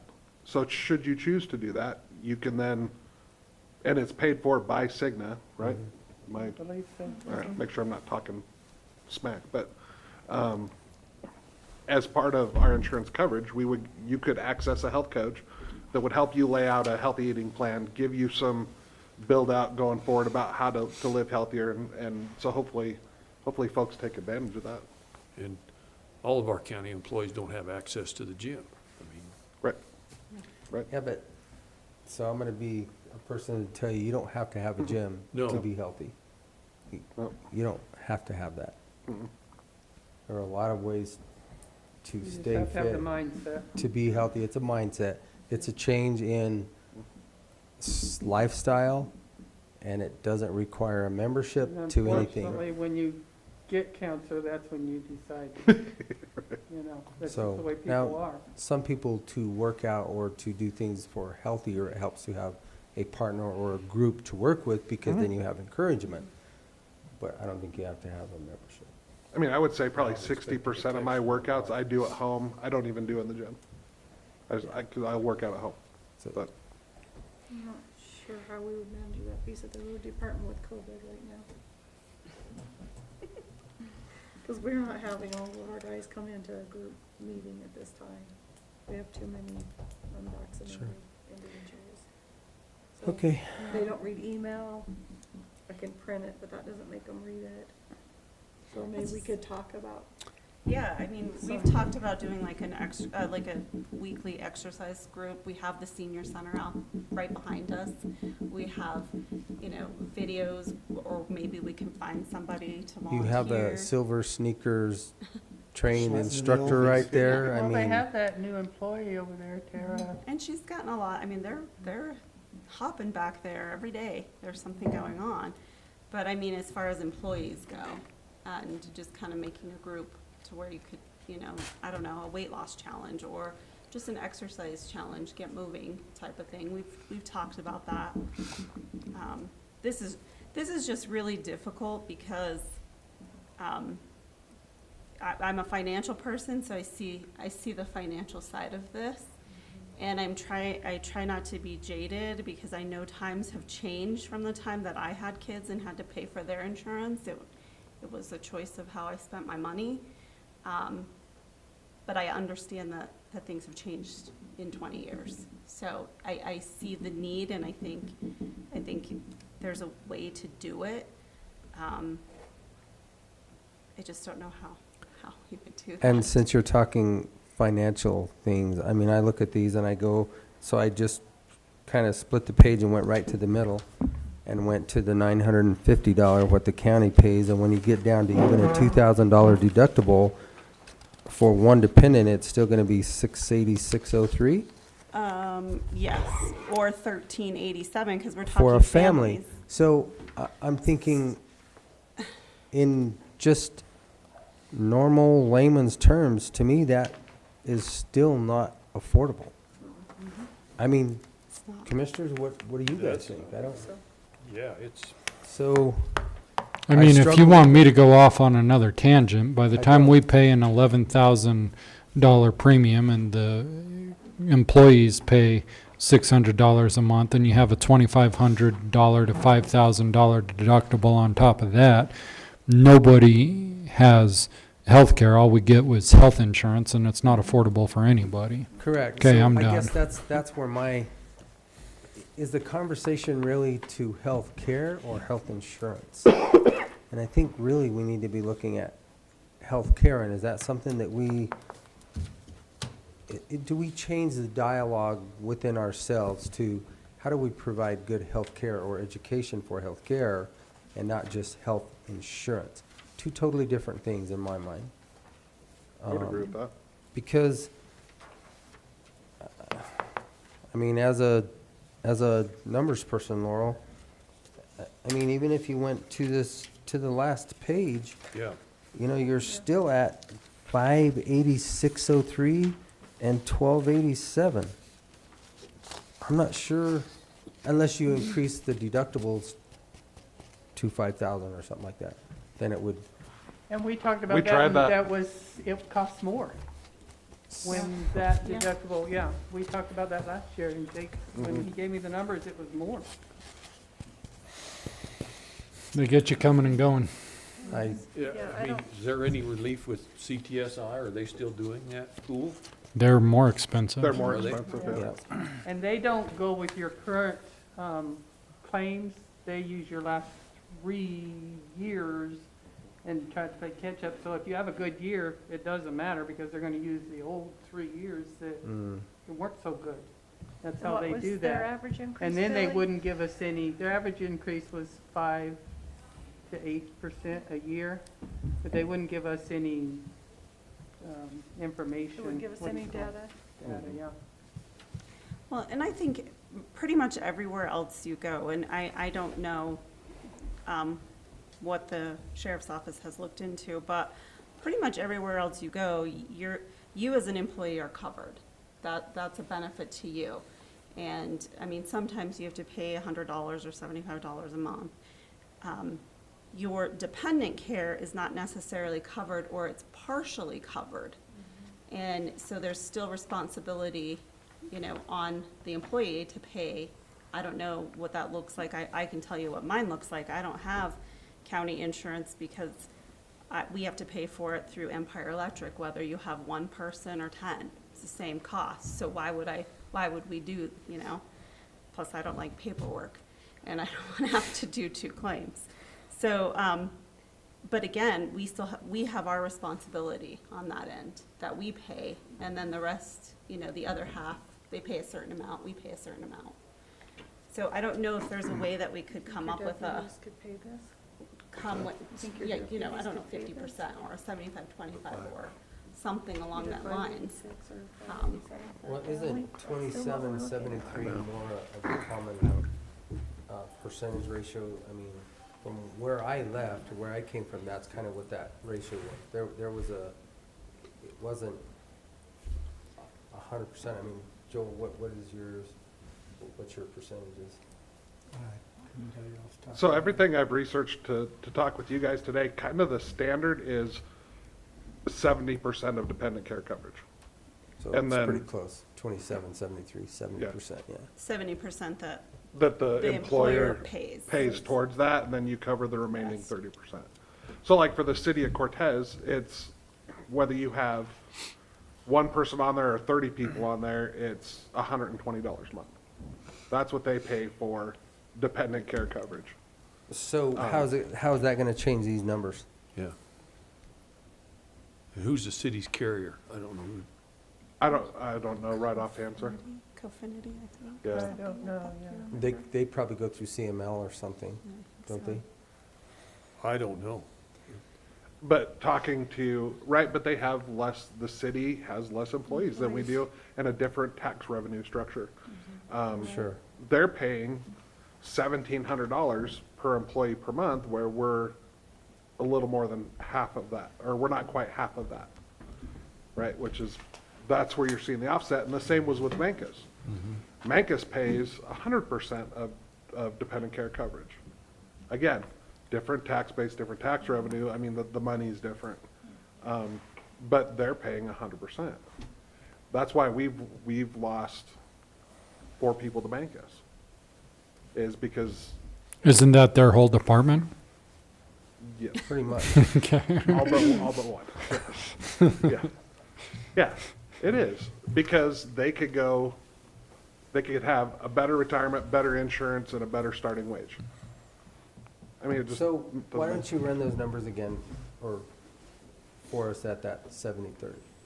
Because that's not what these reflect right here, correct? Out of the 1287? So if we did the 1287, Well, the numbers we have to use is the first column, because that's what we're going to have to pay Cigna, no matter what. the OAP, All of them. For the zero deductible, that's This is their zero. premium. For the $1,000 deductible, that's their premium.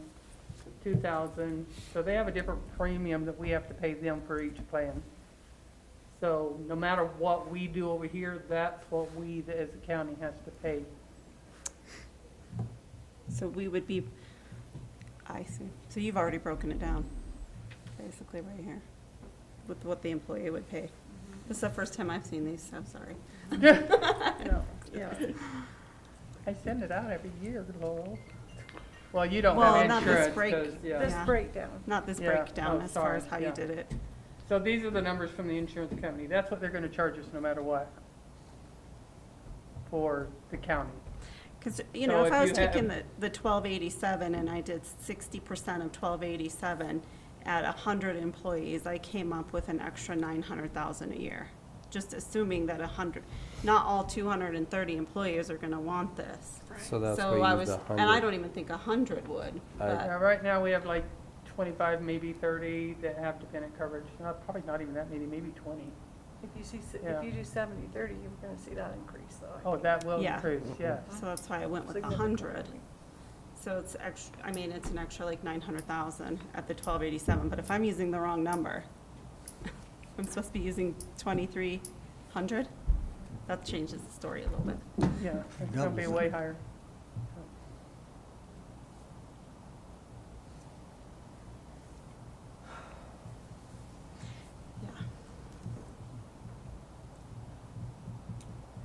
So are these in a formula? Can you change the number and rerun And just so it? you What I guys did was change understand, this we number know and it's a what the county significant pays. ask. That's how I mean, we've changed talked about each the one. financial part of Basically, it know in how our much committee work that every is. time.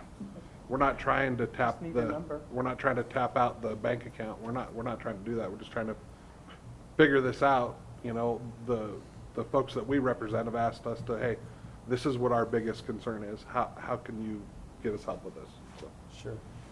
And I think, you know, we, the three of us have really worked diligently and effortlessly to try and get Absolutely. where, you know, where we need to try and be. You know, the most critical part was wages first, salary. So we're Sure. trying to work on that, and I just don't know if, because it is, I mean, you have a bean counter right there with you, and I don't mean that. I mean, Yeah. you have It's a big numbers difference. person, It's a big difference, and it's just the wage. it's a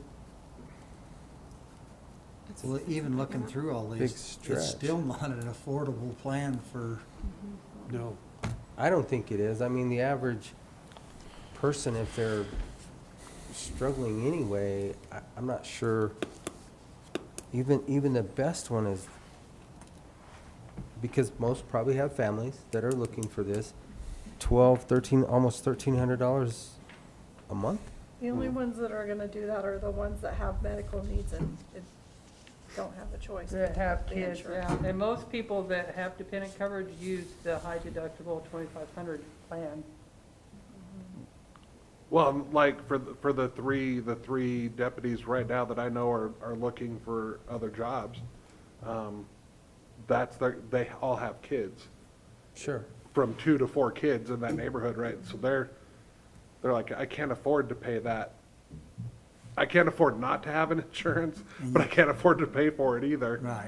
And And so they we're. don't qualify And for they don't, help. yeah, because they make just above the threshold to qualify for the state Medicaid, programs, yeah. Medicaid, CHIP, and all that. And the common consensus is, I just can't afford to work here. So, And then you think about that $1 million, like, I can't help but have this thought, and I know it's probably not doable, but what could we, healthcare versus health insurance, what could we do for $1 million for our employees that need this coverage? You know what I mean? Like, how could we put that to use for them? I don't know. It's It's a good hard. question to ask. It's hard, like, I mean, do we, I don't know the solution, I say this and I don't know the solution, is it, you know, if you have kids and you can't afford insurance for your kids, do we give you $1,000 to, you know, like, to go get your kids seen, or a certain amount for each kid to get a wellness check every year, so on I and don't so think forth, but the I don't think law we can do that. allows that. Exactly, just- I don't think we're We're looking. tied by, Throwing stuff out there for $1 million, we could put 2 doctors on staff. yeah. Correct. Yeah, I go Have our back to own that, commissary right here. Yeah. just saying, We're but I don't know. tied by Affordable Care Act. Yeah. And Yeah, afford- it's tough. unaffordable. So we just, you know, spend another $1 million so people can have coverage that they may or may not use. Just to be covered. No, I understand that. That's, like I said, that's the difference between health insurance and health care. Yep. Because health care starts with each person individually. And it's a commitment that you have to make for health care. Now, obviously, as we age, us up here, not you all, you know, things start to change. But still, we're gonna fight it for health care all that we can. And I think that's the mindset that we have to have, which is, I'm jumping into a philosophical conversation again that Jake told me not to get into. So I'll stop. But I think we have the data here in front of us now. It's just a matter of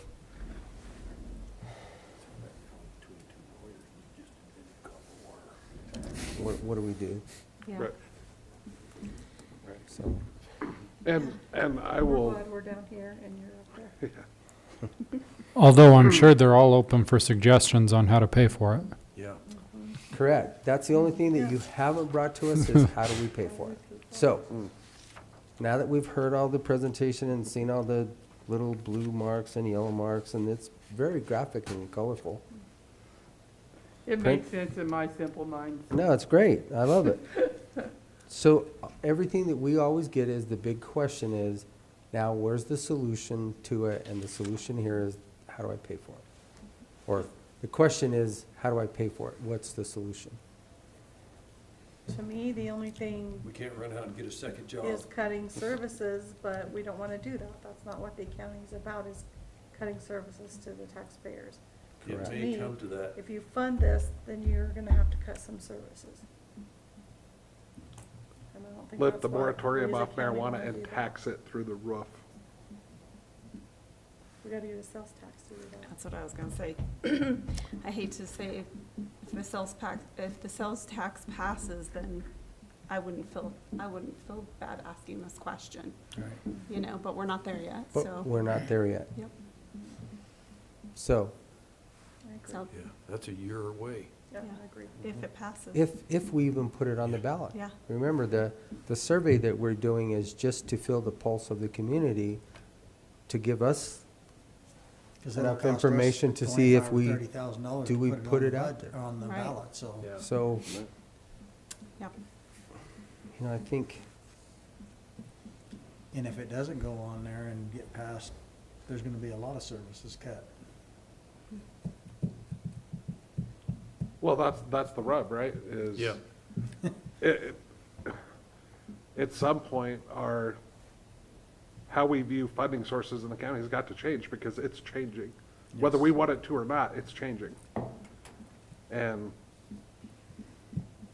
unfortunately, that lies in year three's laps, and that's unfortunate, but it is what it is. and we've looked at the sheriff's proposal, we've dissected it a couple times, we just don't know, we're just not, I don't know if we're there yet either with that.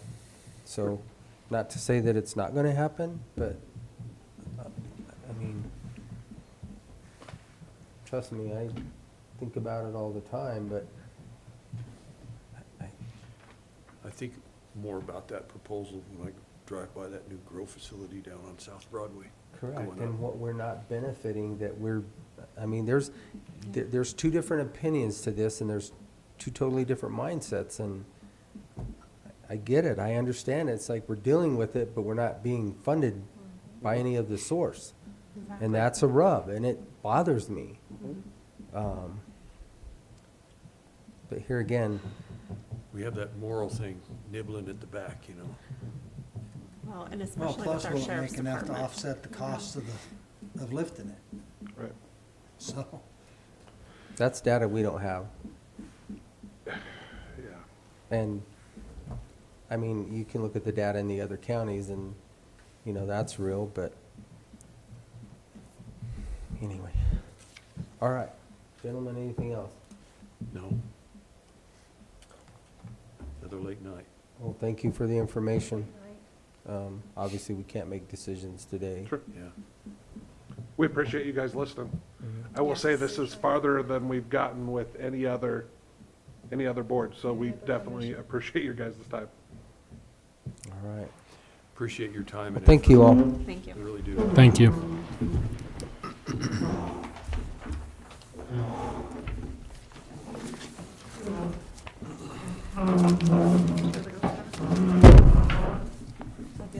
Okay, I do think that that is all that we had on our agenda for today. Gentlemen, do you have anything else for the good of the county?